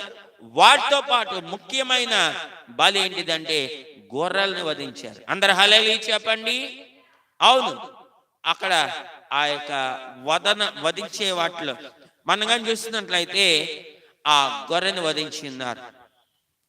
ఆది మానవుడైన ఆదాము అవ్వలు కూడా ఏదైనా తోటలో దేవుని ఆజ్ఞను అతిక్రమించినప్పుడు వాళ్ళు మహిమ వస్త్రాలను కోల్పోయారు. దేవుడు వచ్చి ఆ ఏదైనా తోటలోకి వచ్చి ఆయన ఒక గొర్రెను వధించి దాని యొక్క చర్మంతో వీళ్ళకి చొక్కాయలు కొట్టిస్తూ ఉన్నాడు. ఆది నుండి మీరు చూడండి, ఈ గొర్రె వధించబడతానే ఉంది. ఇస్సాకుకు బదులు మనం కానీ చూసినట్లయితే దేవుడు అబ్రహాంకి ఒక గొర్రె పొట్టేల్ని చూపించి ఉన్నాడు. ఆ యొక్క కొమ్మల్లో, ఆ యొక్క ముళ్ళలో చిక్కుకొని ఉన్న ఆ గొర్రె ఇస్సాకుకు బదులు వధించబడింది ఏంటిదంటే ఒక గొర్రె. ఆది నుండి మనం కానీ చూసినట్లయితే ఈ గొర్రె వధించబడతానే వస్తా ఉంది. అలాగే ఇశ్రాయేలీయులు ఐగుప్తుని విడిచిపెట్టే రాత్రి దేవుడు క్లియర్ గా చెప్పి ఉన్నాడు, ప్రతి ఒక్కరు ఇశ్రాయేలీయుల ప్రతి ఇంటి వారు ఒక గొర్రెని కొయ్యవలసిందే. దాని యొక్క రక్తం వారి యొక్క ఇంటి ద్వార బంధముల మీద, నిలువు కమ్మి మీద, అడ్డ కమ్మి మీద పోయాల్సిందే. ఆ గొర్రెను వండుకొని వాళ్ళు తినాల్సింది. అందరూ హల్లెలూయా చెప్పండి. మనం కానీ చూసినట్లయితేనండి, ఈ ఆది నుండి ఈ గొర్రె మాత్రమే వధించబడతా ఉంది. ఇక్కడ కృత నిబంధనలోకి వచ్చి చూస్తే అదే గొర్రె పిల్ల వధించబడతా ఉంది. అందుకని అంటున్నాడు ఇది రెండవది, ఇదిగో లోక పాపములను మోసుకొని పోవు దేవుని గొర్రెపిల్ల. మొదటిగా పిలాతు అంటున్నాడు ప్రభుని చూపించి, ఇదిగో ఈ మనుష్యుడు. రెండవదిగా బప్తిస్మం ఇచ్చి యోహాను యేసు ప్రభుని చూపించి అంటున్నాడు, ఇదిగో లోక పాపములను మోసుకొని పోవు దేవుని గొర్రెపిల్ల. ఇక మూడో విషయంలోనికి మనం వెళ్ళిపోదాం. మత్తయి సువార్త 3వ అధ్యాయం 17వ వాక్యం. మత్తయి సువార్త 3వ అధ్యాయం 17వ వాక్యం. అక్కడ మనం కానీ చూస్తున్నట్లయితే, మరియు ఇదిగో ఈయనే నా ప్రియ కుమారుడు, ఈయన యందు నేను ఆనందించుచున్నాను అని ఒక శబ్దం ఆకాశం నుండి వచ్చాను. అందరూ హల్లెలూయా చెప్పండి. హల్లెలూయా.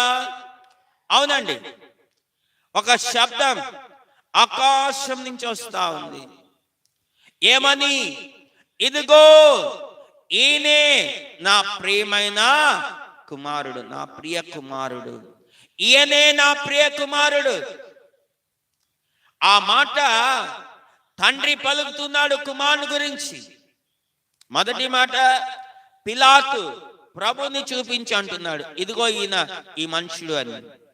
రెండవది బప్తిస్మం ఇచ్చి యోహాను ప్రభుని చూపించి అంటున్నాడు, ఇదిగో లోక పాపములను మోసుకొని పోవు దేవుని గొర్రెపిల్ల. ఈ మూడవదిగా తండ్రి కుమారుని గురించి అంటున్నాడు, ఇదిగో ఈయనే నా ప్రియ కుమారుడు. అందరూ హల్లెలూయా చెప్పండి. ఈయనే నా ప్రియ కుమారుడు. అవునండి, ఈయనే నా ప్రియ కుమారుడు. కారణం ఏంటి? ఆయనకి బాప్తిస్మం అవసరం లేదు. అయినా ఆయన ఈ లోకంలోనికి వచ్చి ఆయన బాప్తిస్మం ఇచ్చి యోహాను ద్వారా బాప్తిస్మం పొందుతున్నాడు. అందరూ బాప్తిస్మాలు పొందుతూ ఉన్నారు, ఆయన కూడా బాప్తిస్మం పొందుతూ ఉన్నాడు. అంటే ఆయన లేఖనాలకి విధేయత చూపిస్తున్నాడు. ఎందుకు? మనకి మాదిరి ఉంచి వెళ్ళడానికి లేఖనాలకు విధేయత చూపిస్తూ ఉన్నాడు. ఆయన కూడా బాప్తిస్మం పొందుతున్నప్పుడు అప్పుడు తండ్రి పరలోకం నుండి ఈ కుమారుని గురించి ఒక సాక్ష్యాన్ని ఇస్తూ ఉన్నాడు, ఇదిగో ఈయనే నా ప్రియ కుమారుడు. రెండవది మనం ఎక్కడ చూస్తాం? ఇదే మత్తయి సువార్త 17వ అధ్యాయం 5వ వాక్యాన్ని మనం చూస్తే, చూడండి, అతడు ఇంకనూ మాట్లాడుచుండగా ఇదిగో ప్రకాశమానమైన మేఘం వారిని కమ్ముకొనెను. ఇదిగో ఈయన నా ప్రియ కుమారుడు, ఈయన యందు నేను ఆనందించుచున్నాను, ఈయన మాట వినుడని ఒక శబ్దము ఆ మేఘములో నుండి పుట్టాను. ఈ రెండవసారి ఎక్కడ యేసు ప్రభు తన 3 శిష్యుల్ని వెంట పెట్టుకొని ఆయన ఒక కొండ ఎక్కి వెళ్ళాడు రూపాంతరం చెందడానికి. పేతురు, యోహాను, యాకోబు 3 ఆయన వెంట పెట్టుకొని వెళ్ళినప్పుడు అక్కడ ఆయన రూపాంతరం చెందుతున్నాడు. రూపాంతరం చెందిన టైంలో మళ్ళీ ఒక స్వరం, అక్కడ మొదటిసారి ఆ స్వరం వచ్చినప్పుడు ఎవరు విన్నారు? బాప్తిస్మం ఇచ్చి యోహాను విన్నాడు. ఎవరు విన్నారు? అక్కడ ఆయన చేతిలో బాప్తిస్మాలు పొందడానికి వచ్చిన ప్రజలు మాత్రమే విన్నారు.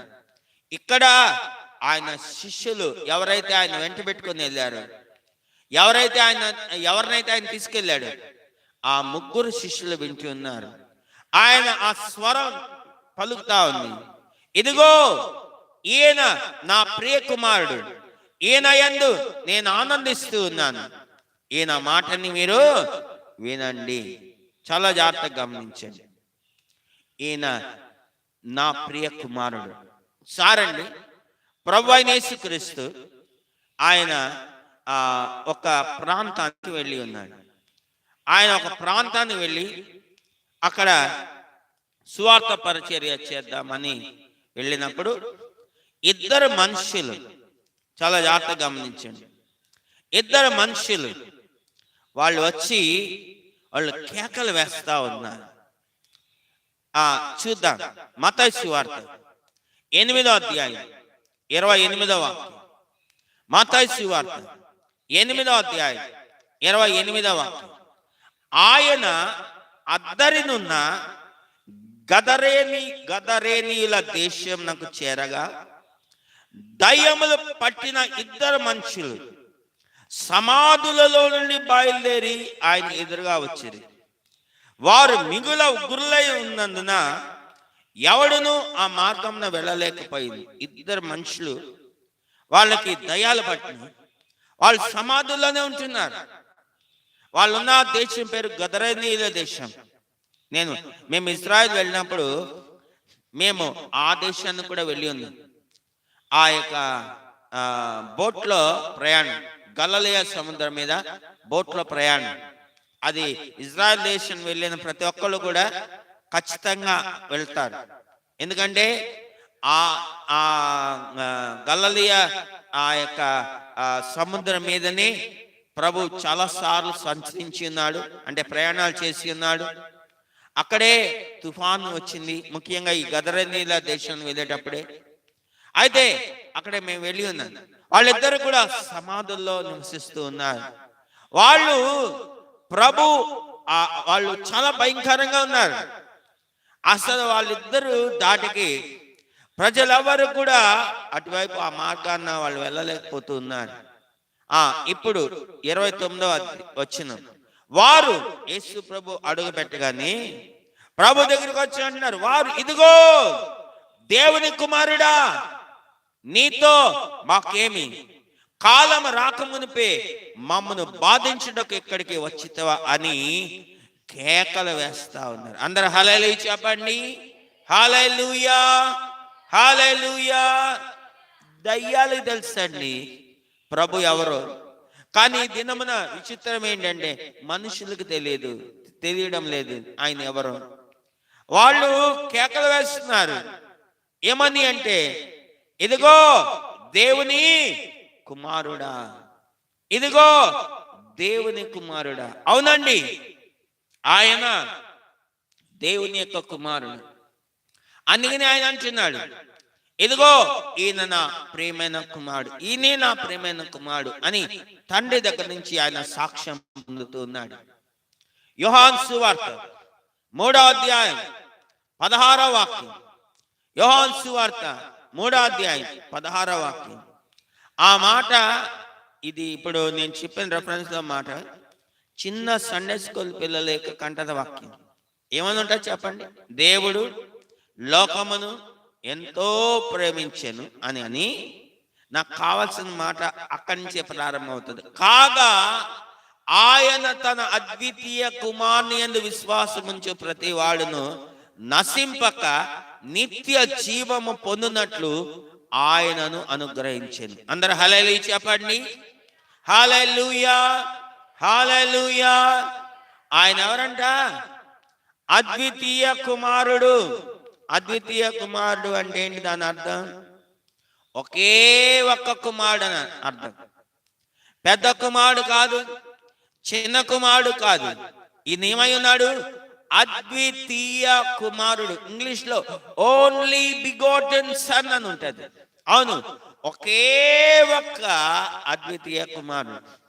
ఆ అద్వితీయ కుమారుడు. అందుకనే చూడండి, ఆయన యందు మనం విశ్వాసం ఉంచవలసిన వాళ్ళమై ఉన్నాం. అందరూ హల్లెలూయా చెప్పండి. హల్లెలూయా. ఇంకా మార్కు సువార్త 15వ అధ్యాయం, మార్కు సువార్త 15వ అధ్యాయం 39వ వాక్యం. మార్కు సువార్త 15వ అధ్యాయం 39వ వాక్యం. ఆయనకు ఎదురుగా నిలిచి ఉన్న శతాధిపతి ఆయన ఈలాగు ప్రాణం విడిచి చూచి, ఈ మనుష్యుడు దేవుని కుమారుడే అని చెప్పాను. అందరు హల్లెలూయా చెప్పండి. ఏం చెప్తున్నాడండి? అందరు చెప్పండి. ఈ మనుష్యుడు నిజముగా దేవుని కుమారుడే. అక్కడ ఉన్న వాళ్ళందరూ అండి ఆయన ఎగతాళే చేశారు. దొంగలు కూడా ఎగతాళి చేశారు. నువ్వు దేవుని కుమారుడువా మాతో చెప్పు అంటాడు పిలాతు. సైనికులు అలాగే అంటారు. అధికారులు ఏమో ఈయన దేవుని కుమారుడు అంట. నిజంగా దేవుని కుమారుడైతే దేవుడి టైంలో వచ్చి ఆయన రక్షిస్తాడేమో చూద్దాం, ఆయన శిలువ మీద మరణించకుండా ఆయన కాపాడుతాడేమో చూద్దాం అని అందరూ ఎక్కాలు చేసిన వాళ్ళే.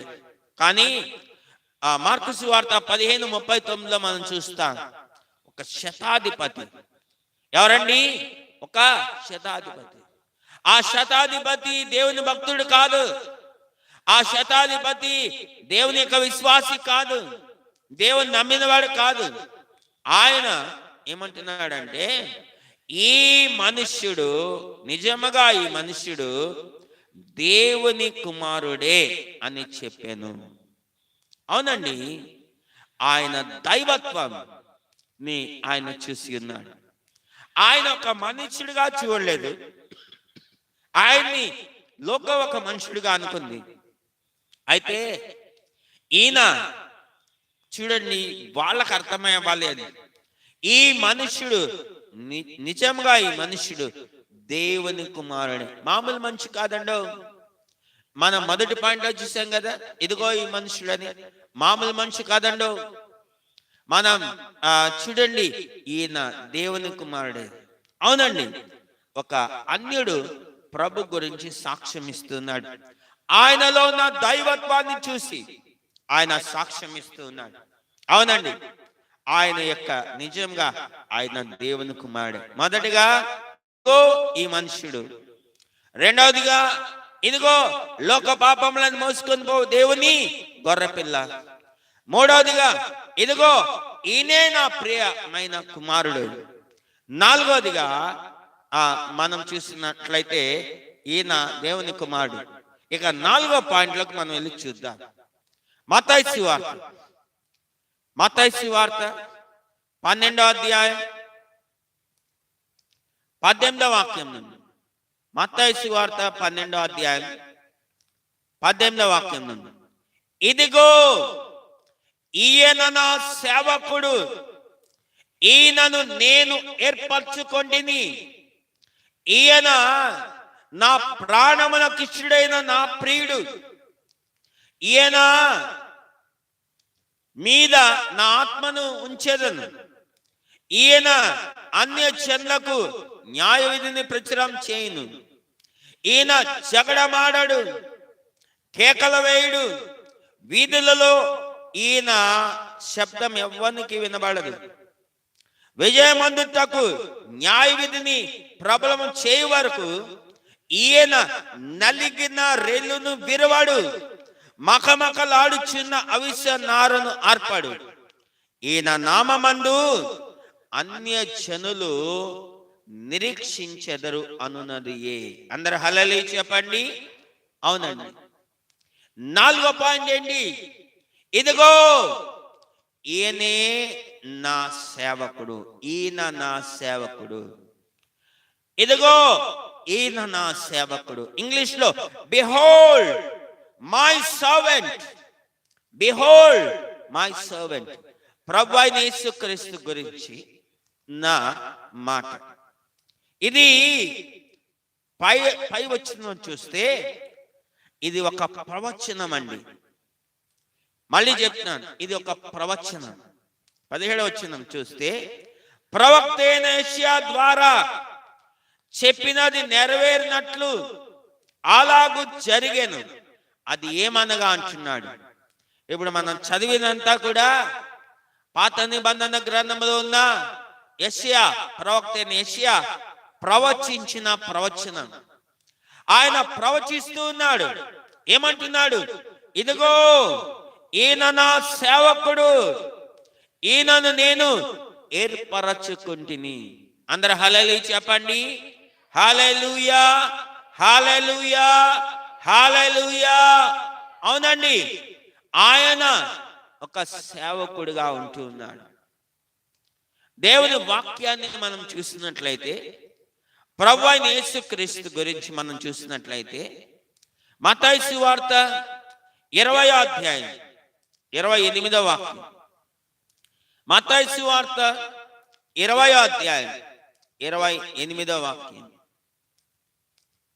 అలాగే మనుష్య కుమారుడు పరిచారం చేయించుకుంటకు రాలేదు గాని పరిచారం చేయుటకును అనేకులకు ప్రతిగా విమోచన క్రయధనముగా తన ప్రాణమును ఇచ్చుటకు వచ్చనని చెప్పాను.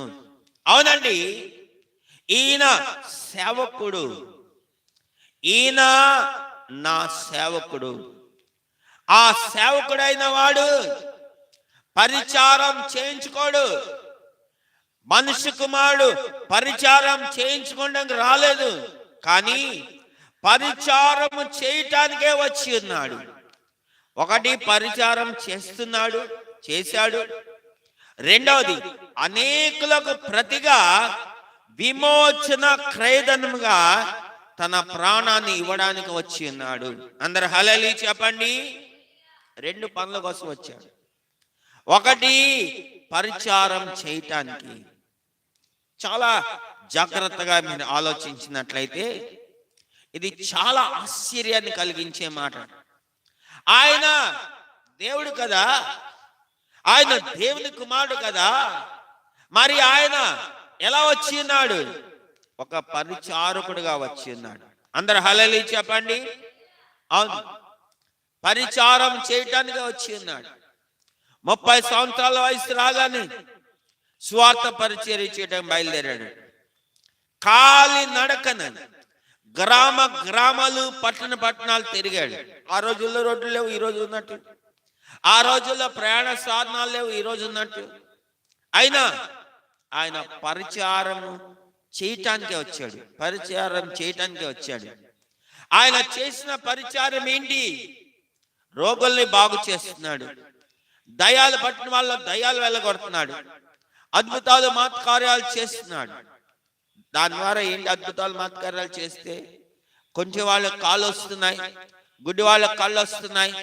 గలిలయలోని కానా అనే ఊర్లో ద్రాక్షారసం అయిపోయినప్పుడు ద్రాక్షారసం సమృద్ధి అయిన శ్రేష్టమైన ద్రాక్షారసం వచ్చింది. అలా ఆయన చేస్తూ ఉన్నాడు.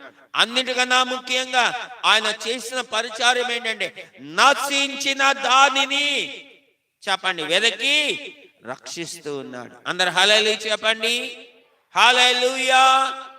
అది అన్నిటికన్నా గొప్ప పరిచారం. ఆయన చేసిన పరిచారంలో గొప్పది అది. నశించిన దానిని వెతికి రక్షిస్తున్నాడు. మనుషులు అసహించుకున్న వాళ్ళు ఎవరాళ్ళు?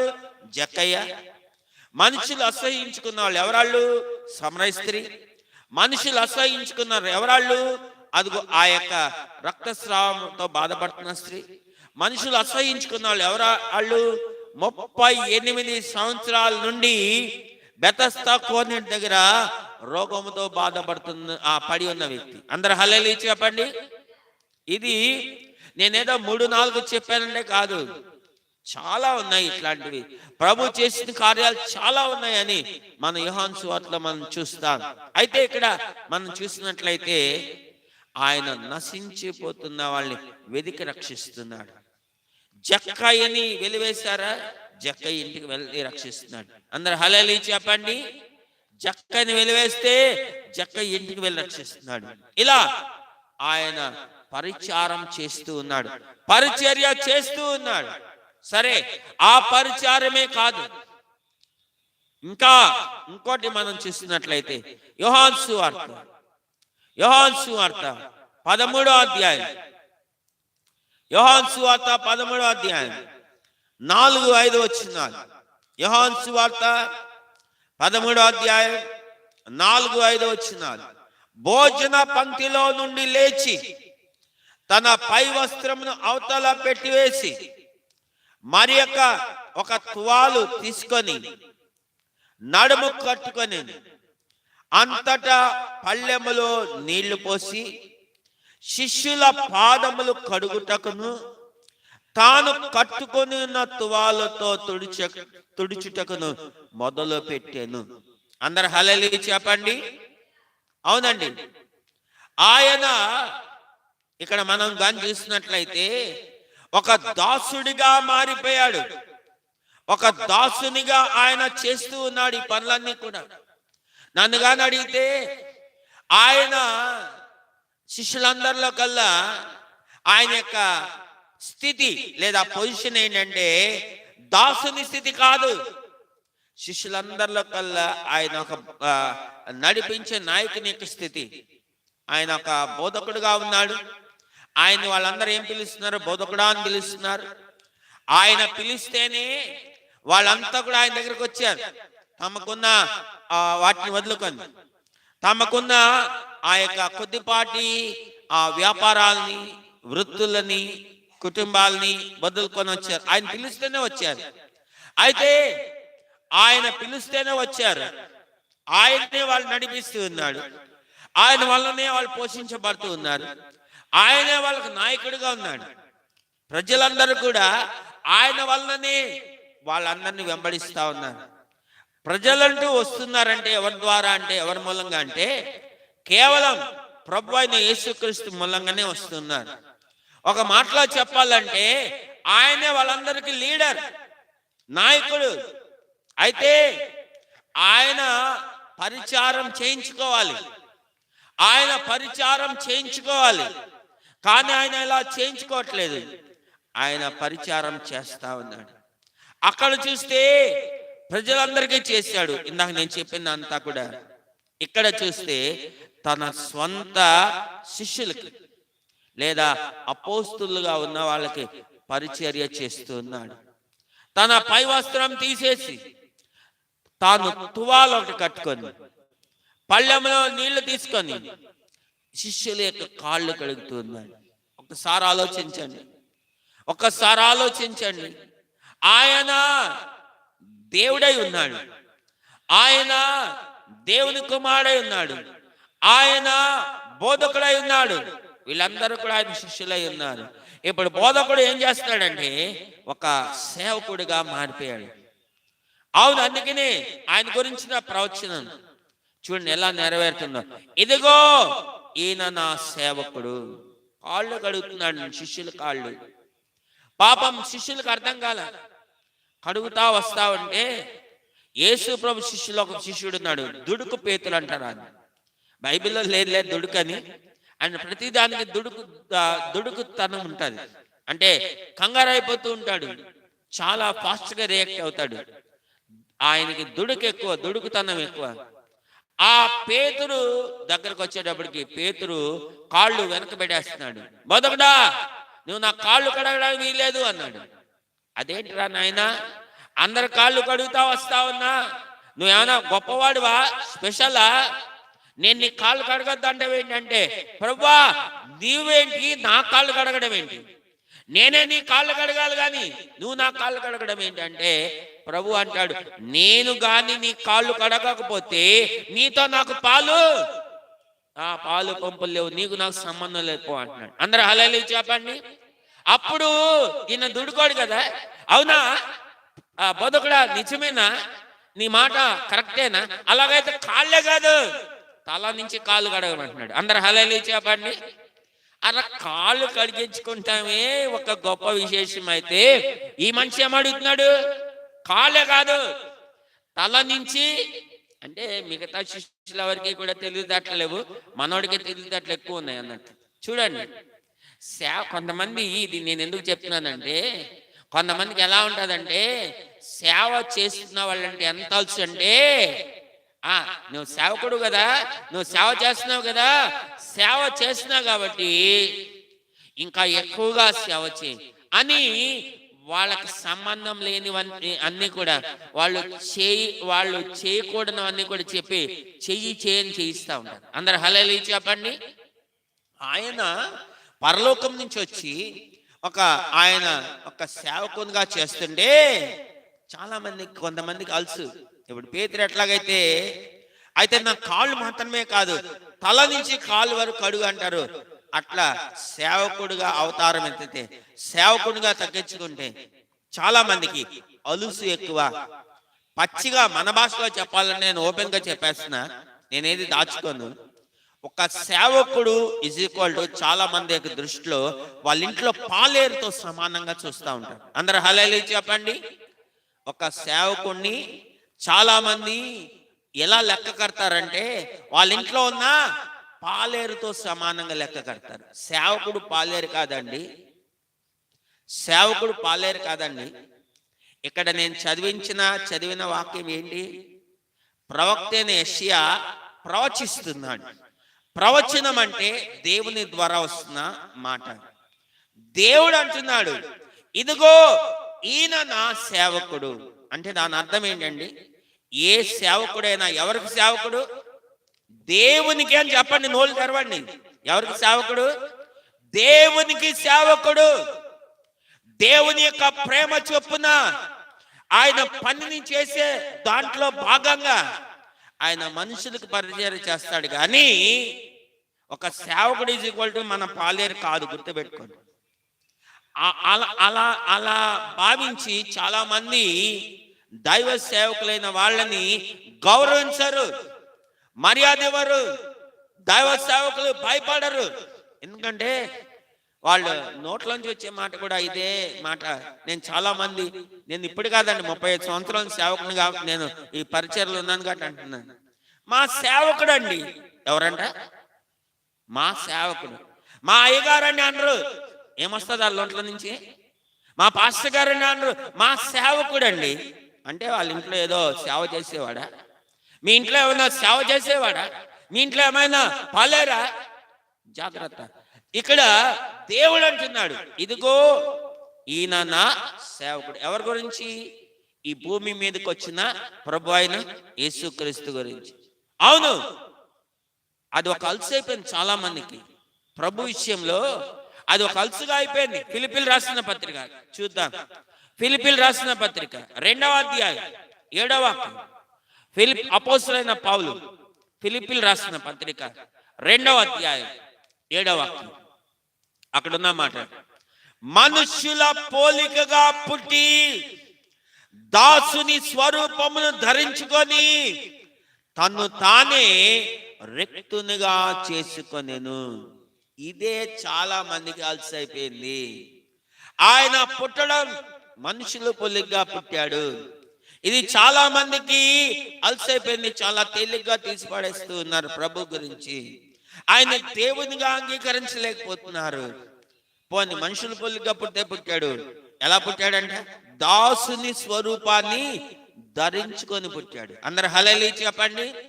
అందుకనే ఆయన తల్లి అయిన మరియా ఆయన్ని కని, ఆయన్ని సత్రంలో అయినా పడుకోబెట్టని స్థలం లేక ఆయన్ని కని పొత్తిగుడ్డలతో చుట్టి పశువుల పాకలో పరుండబెట్టింది. అందరు హల్లెలూయా చెప్పండి. అదే ఆ సంఘటన స్పష్టంగా మనకి తెలియజేస్తుంది. ఆయన ఫ్రమ్ ద బిగినింగ్ అంటే ఆది నుండి ఏ విధంగా ఆయన దాసుని స్వరూపాన్ని ధరించుకొని ఈ లోకంలోకి వచ్చి ఉన్నాడో చాలా జాగ్రత్తగా గుర్తుపెట్టుకోండి. ఇది చాలా మందికి అర్థం కాదు, చాలా మందికి మింగుడు పడదు. ఆయన్ని దేవుడు దేవుడు దేవుడు అంటారే.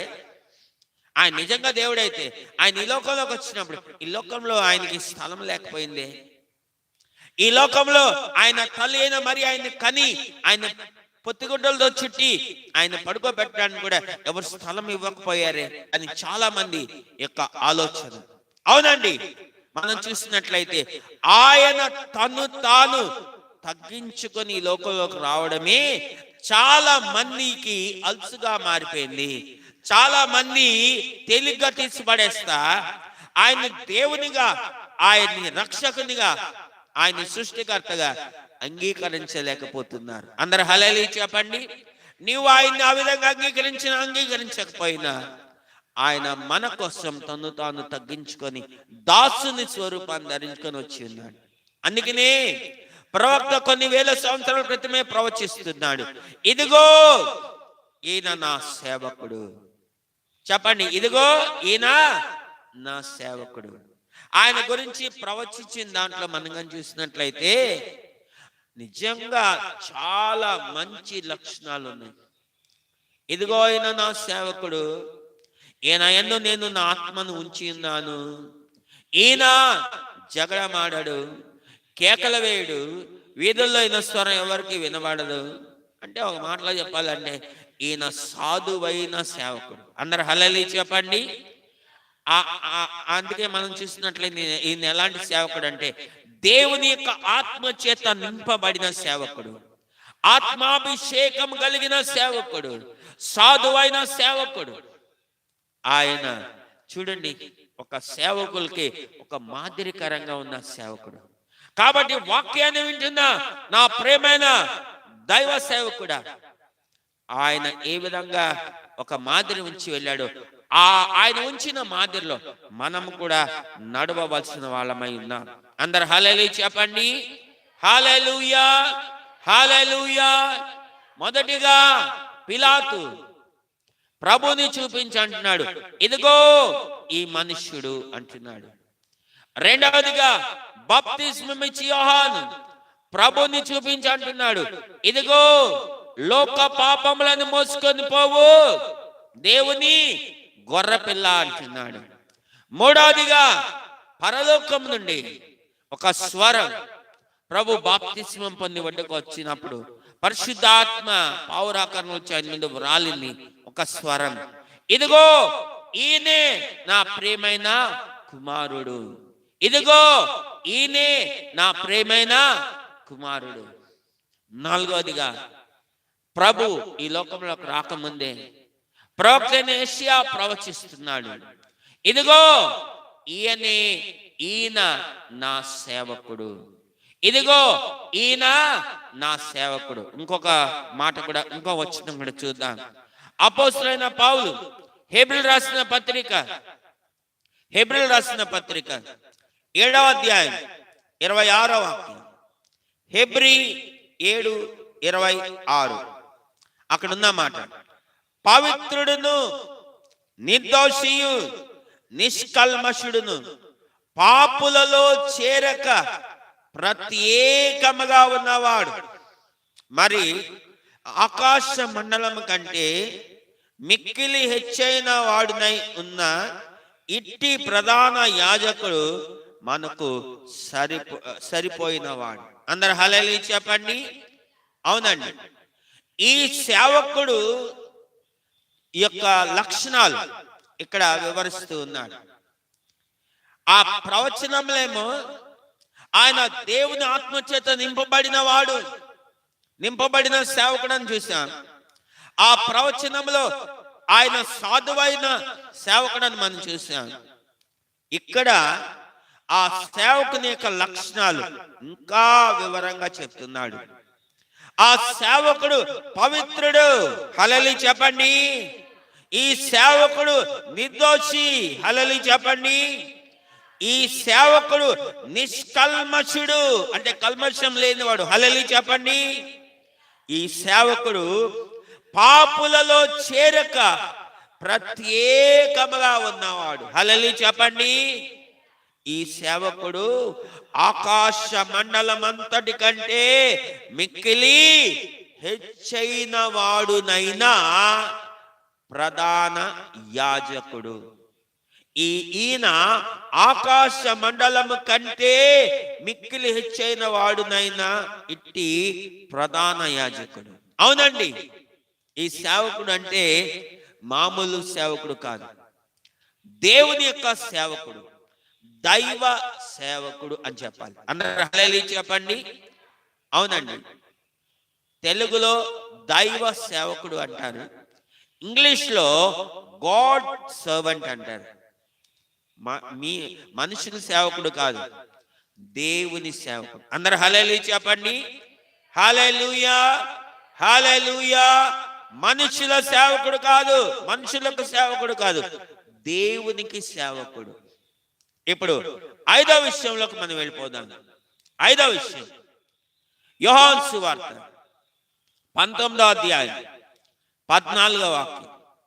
యోహాను సువార్త 19వ అధ్యాయం 14వ వాక్యం.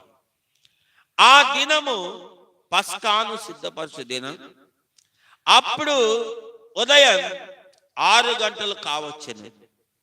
అతడు ఇదిగో మీ రాజు అని యూదులతో చెప్పగా. అందరు హల్లెలూయా చెప్పండి. హల్లెలూయా, హల్లెలూయా. ఇదిగో ఈ మనుషుడు అని చెప్పిన పిలాతే ఇక్కడ యోహాను సువార్త 19వ అధ్యాయం 14వ వాక్యంలో చెప్తున్నాడు, ఇదిగో మీ రాజు. ఇంగ్లీష్ లో ఉన్న మాట బిహోల్డ్ యువర్ కింగ్ అంటున్నాడు. అవును, ఆయన రాజు అయి ఉన్నాడు. ఇదిగో మీ రాజు అంటున్నాడు. మీ రాజు మా రాజు కాదు, ఆయన మనందరికీ రాజు అయి ఉన్నాడు. అందరు హల్లెలూయా చెప్పండి. హల్లెలూయా, హల్లెలూయా. ఇదిగో మీ రాజు. మనం చూసినట్లయితే పిలాతు చెప్పాడు కాబట్టి ఆయన రాజు కాదండి. మళ్ళీ చెప్తున్నాను, పిలాతు అన్నాడు అని నేను రెఫరెన్స్ చూపించాను కదా. పిలాతు అన్నాడు కాబట్టి ఆయన రాజు కాదు. పిలాతు అనక ముందే ఆయన రాజు. అది ఎక్కడ మనం చూస్తాం? వచ్చే వారం నా ప్రసంగం యొక్క మూలవాక్యం అదే. అది ఆ మూలవాక్యం ఏంటో చూపిస్తా. మత్తయి సువార్త 21వ అధ్యాయం 5వ వాక్యం. మత్తయి సువార్త 21వ అధ్యాయం 5వ వాక్యం. ఇదిగో నీ రాజు సాత్వికుడై గాడిదను భారవాహక పశువు పిల్లనైన చిన్న గాడిదను ఎక్కి నీ ఎదకు వచ్చుచున్నాడని సియోను కుమారుతో చెప్పుడి అనున్నది. ఇది ఇది పైన మనం కానీ చూసినట్లయితే 6వ వచనంలో ప్రవక్తల వలన చెప్పబడినది నెరవేరినట్లు ఇది జరిగెను. ప్రవక్త ప్రవచిస్తున్నాడు. కొన్ని వేల సంవత్సరాల క్రితమే ప్రవక్త ప్రవచిస్తున్నాడు. ఏమనంటే ఇదిగో నీ రాజు, ఇదిగో నీ రాజు అని ఆయన ప్రవచిస్తున్నాడు. ఆ తర్వాత మనం కానీ చూసినట్లయితే ప్రభువైన యేసుక్రీస్తు ఈ లోకంలో జన్మించినప్పుడు, ఆయన పుట్టిన వెంటనే పుట్టినప్పుడు ఆకాశంలో ఒక ప్రకాశమానమైన నక్షత్రం వచ్చింది, పుట్టింది, కొత్తగా పుట్టింది. తూర్పు దేశంలో ఉన్న జ్ఞానులు ఆ నక్షత్రాన్ని చూశారు, పరిశోధనలు చేశారు. వాళ్ళు పరిశోధించినప్పుడు వాళ్ళకి తెలిసిన సత్యం ఏంటంటే ఈ భూమి మీద ఒక రాజు జన్మించాడు. అందరు హల్లెలూయా చెప్పండి. హల్లెలూయా, హల్లెలూయా. ఒక రాజు జన్మించాడు. ఆయన ఎవరు ఏంటి అని వాళ్ళు పరిశోధిస్తే ఆయన యూదులకు రాజుగా జన్మించాడు. సరే, ఏమైనా సరే మనం వెళ్ళాల్సిందే. ఆ యూదులకు రాజుగా పుట్టిన ఆయన్ని దర్శించుకోవాల్సిందే. మనం ఆయన్ని పూజించి మనం కానుకలు సమర్పించి తిరిగి రావాల్సిందే అని ఆ తూర్పు దేశం నుంచి 3 జ్ఞానులు బయలుదేరారు.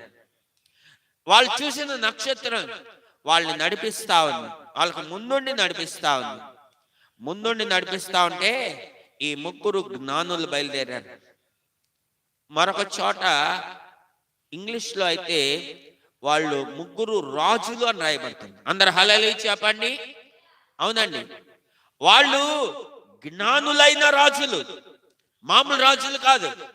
జ్ఞానంతో ఉన్న రాజులు, పిచ్చ రాజులు కాదు.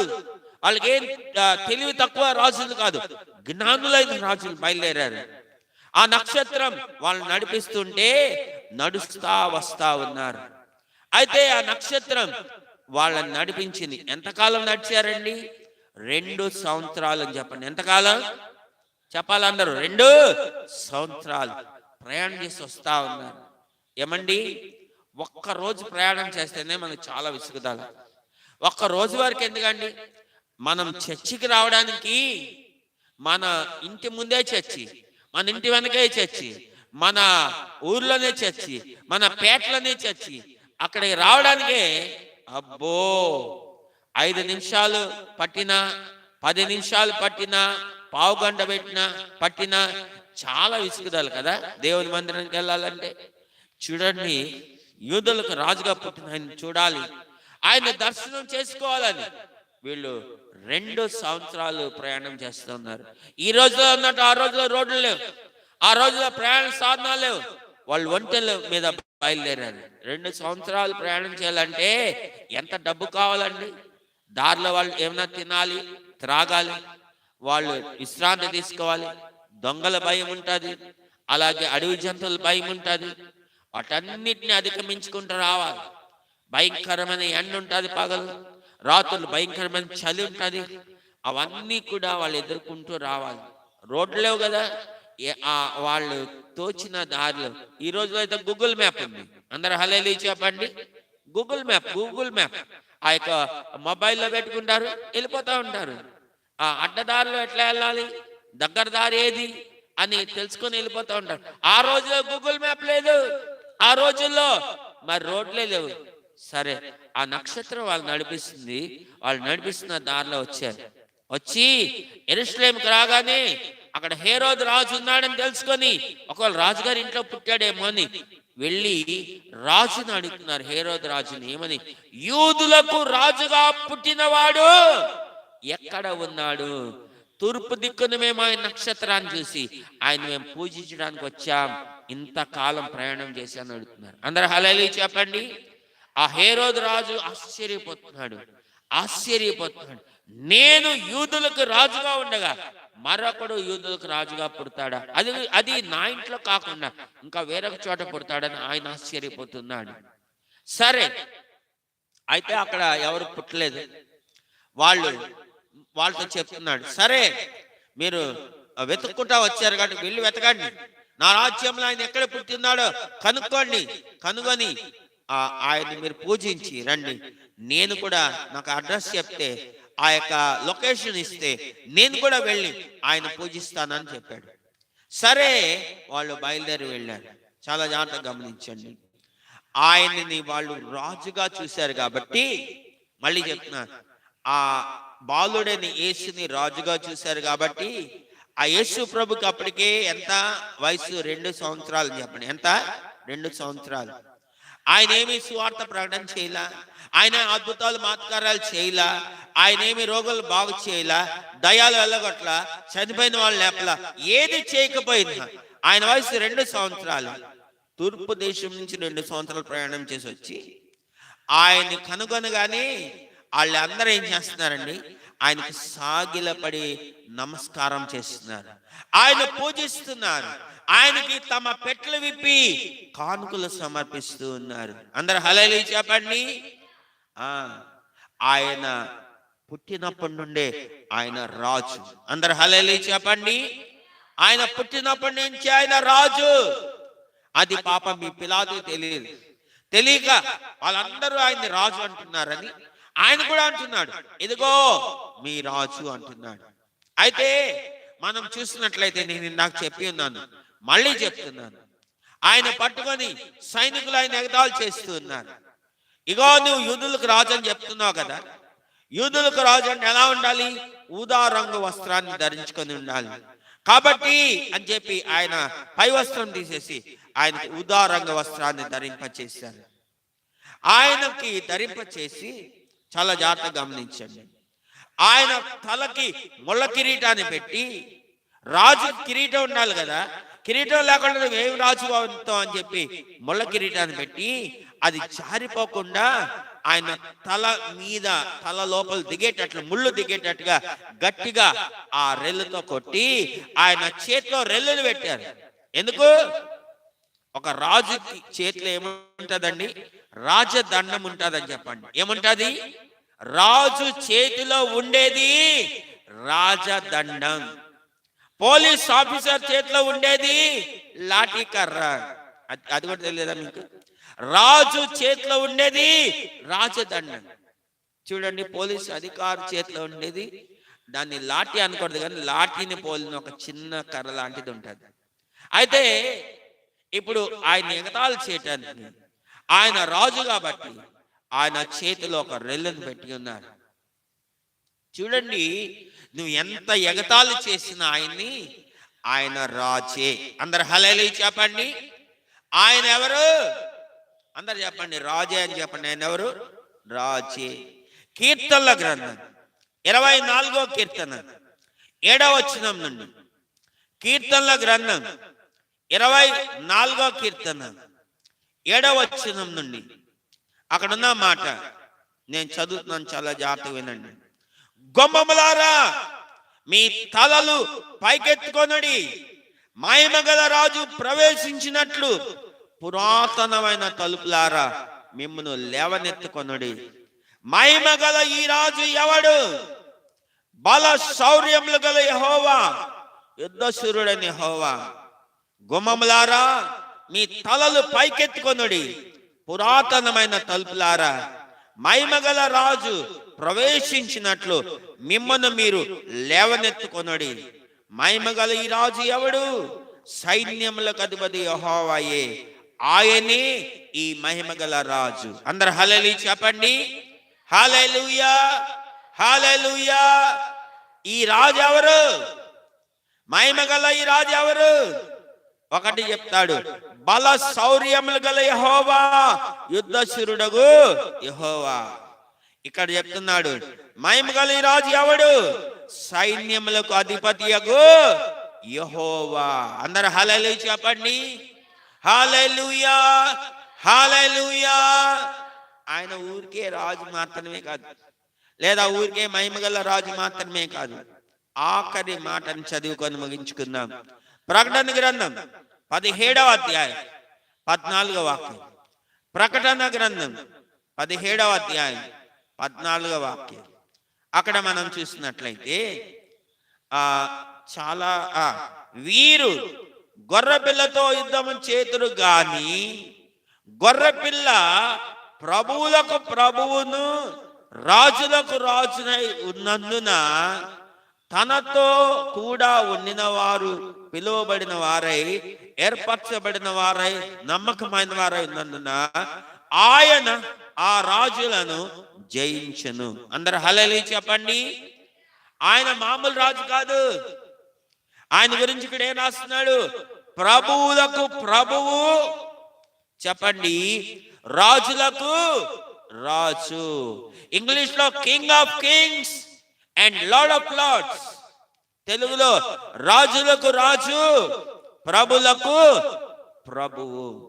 ఈ యొక్క ఉదయకాల సమయంలో నా ప్రేమైన సహోదరుడా, సహోదరి, ఆయన నీకు రాజు అయి ఉన్నాడా? ఆయన నీకు మహిమగల రాజుగా ఉన్నాడా? ఆయన బల శౌర్యములు గల యెహోవాయే ఆ రాజు. ఆయన నీకు రాజుగా ఉన్నాడా? పాపం ఆ దినములలో పిలాతుకు తెలియదు ఈయన రాజు అని పిలుస్తూ ఉన్నాడు. మీకు ఆఖరి మాట చెప్పి ముగిస్తాను. యేసు ప్రభుని సిలువ వేసినప్పుడు అండి, అప్పుడు కూడా ఈ పిలాతు ఈయన యూదులకు రాజు అని ఒక పై విలాసం రాసి ఒక రేఖ మీద, ఆ సిలువ మీద ఆయన మేకులతో కొట్టి ఉన్నాడు. ఇంగ్లీష్ లో INRI అని ఉంటుంది. దాని అర్థం ఈయన యూదులకు రాజు. యూదులు ఏమాత్రం కూడా ఒప్పుకోలే. ఆయన అలా పిలిపించుకుంటూ ఉన్నాడు, ఆయన అలా తాను గురించి చెప్పుకుంటూ ఉన్నాడు, కానీ ఈయన మాకు రాజు కాదంటారు వాళ్ళు. అందరు హల్లెలూయా చెప్పండి. హల్లెలూయా, హల్లెలూయా. వాళ్ళు ఏమంటారు? ఈయన అలా చెప్పుకుంటున్నాడు, తను తానే రాజు అని చెప్పుకుంటున్నాడు, కానీ ఆయన మా రాజు కాదు అంటారు. వాళ్ళకైతే చాలా అవమానంగా ఉంది. ఏంటిది అవమానం? చూడండి, ఆయన్ని సిలువ వేయించినందుకు కాదు, ఆ సిలువ వేసిన ప్రభువైన యేసుక్రీస్తు యొక్క సిలువ పైన పిలాతు రాయించి మేకులతో కొట్టించిన ఆ యొక్క రేఖ తీసే, పిలాతు ఆ మాట తీసే అంటారు. పిలాతు ఏమంటాడంటే, నేను రాసేదేదో రాశాను, మా మేకులతో సిలువ మీద కొట్టించాను, ఇక తీసేది లేదు, అయిపోయిందేదో అయిపోయింది అంటాడు. అందరు హల్లెలూయా చెప్పండి. నిజంగా ఎంత విచిత్రం అండి, ఎంత పిచ్చితనంగా ఉన్నారండి. చెప్పింది వాళ్ళే, ఈయన యూదులకు రాజు అని తను తాను చెప్పుకున్నాడని చెప్పింది వాళ్ళే, ప్రజలే. ఆ శాస్త్రులు, పరిసయ్యులు, ప్రధాన యాజకులు, సద్దుకాయులు వీళ్ళే, ప్రజల పెద్దలు వీళ్ళే. మళ్ళీ ఆయన సిలువ మీద మాట వండకూడదని చెప్తాను వీళ్ళని. కాబట్టి ఈ దినమున ప్రభు చాలా అమూల్యమైన విషయాలు మనతో మాట్లాడి. అందరు లేచి నిలబడదాం. వాక్యం ముగించబడి అందరు లేచి నిలబడదాం. కళ్ళు మూసుకుందాం. అందరు నోళ్ళు తెరుద్దాం. ప్రభువా, ఈ దినమున మీరు మాతో మాట్లాడిన మాటలు స్తోత్రాలు. అందరు నోళ్ళు తెచ్చి ప్రార్థన చేయండి. అవును ప్రభువా, ఇదిగో ఈ మనుష్యుడు అని పిలాతు నిన్ను చూసి చెప్తా ఉన్నాడు. అవును ప్రభువా, మీరు ఒక మానవాకారిగా ఈ లోకంలోకి వచ్చి ఉన్నారు. సశరీరుడుగా మీరు ప్రత్యక్షుడయ్యారు మా కోసం. అలాగే బాప్తిస్మిచ్చే యోహాను నిన్ను చూసి అంటున్నాడు, ఇదిగో లోక పాపములను మోసుకొని పోవు దేవుని గొర్రెపిల్ల అంటున్నాడు. అవును ప్రభువా, మీరు మా నిమిత్తమై లోక పాపములను మోసుకొని పోవు దేవుని గొర్రెపిల్లగా ఈ లోకంలోకి వచ్చి ఉన్నారు. మూడవదిగా మీరు ఒక సాక్ష్యాన్ని పలుకుతూ ఉన్నారు. ఇదిగో ఈయనే నా ప్రియమైన కుమారుడు, ఇదిగో ఈయనే నా ప్రియమైన కుమారుడు అని ఒక సాక్ష్యం ఇస్తున్నారు. అవును ప్రభువా, మీరు ప్రియమైన కుమారుడుగా ఉన్నారు. అద్వితీయ కుమారుడుగా ఈ లోకంలోకి వచ్చి ఉన్నారు. అవును ప్రభువా. నాలుగవదిగా మీరు ప్రవచిస్తున్నారు. ప్రవక్త ప్రవచిస్తున్నాడు మీ గురించి. ఇదిగో ఈయన నా సేవకుడు, ఇదిగో ఈయన నా సేవకుడు, దేవుని యొక్క ఆత్మ చేత నింపబడిన సేవకుడు, ఈయన సాధువైన సేవకుడు, పవిత్రుడైన సేవకుడు, నిర్దోషైన సేవకుడు, నిష్కల్మషుడైన సేవకుడు. మీరు పరిచారం చేయటానికి వచ్చారు కానీ పరిచర్య చేయించుకోవడానికి రాలేదు.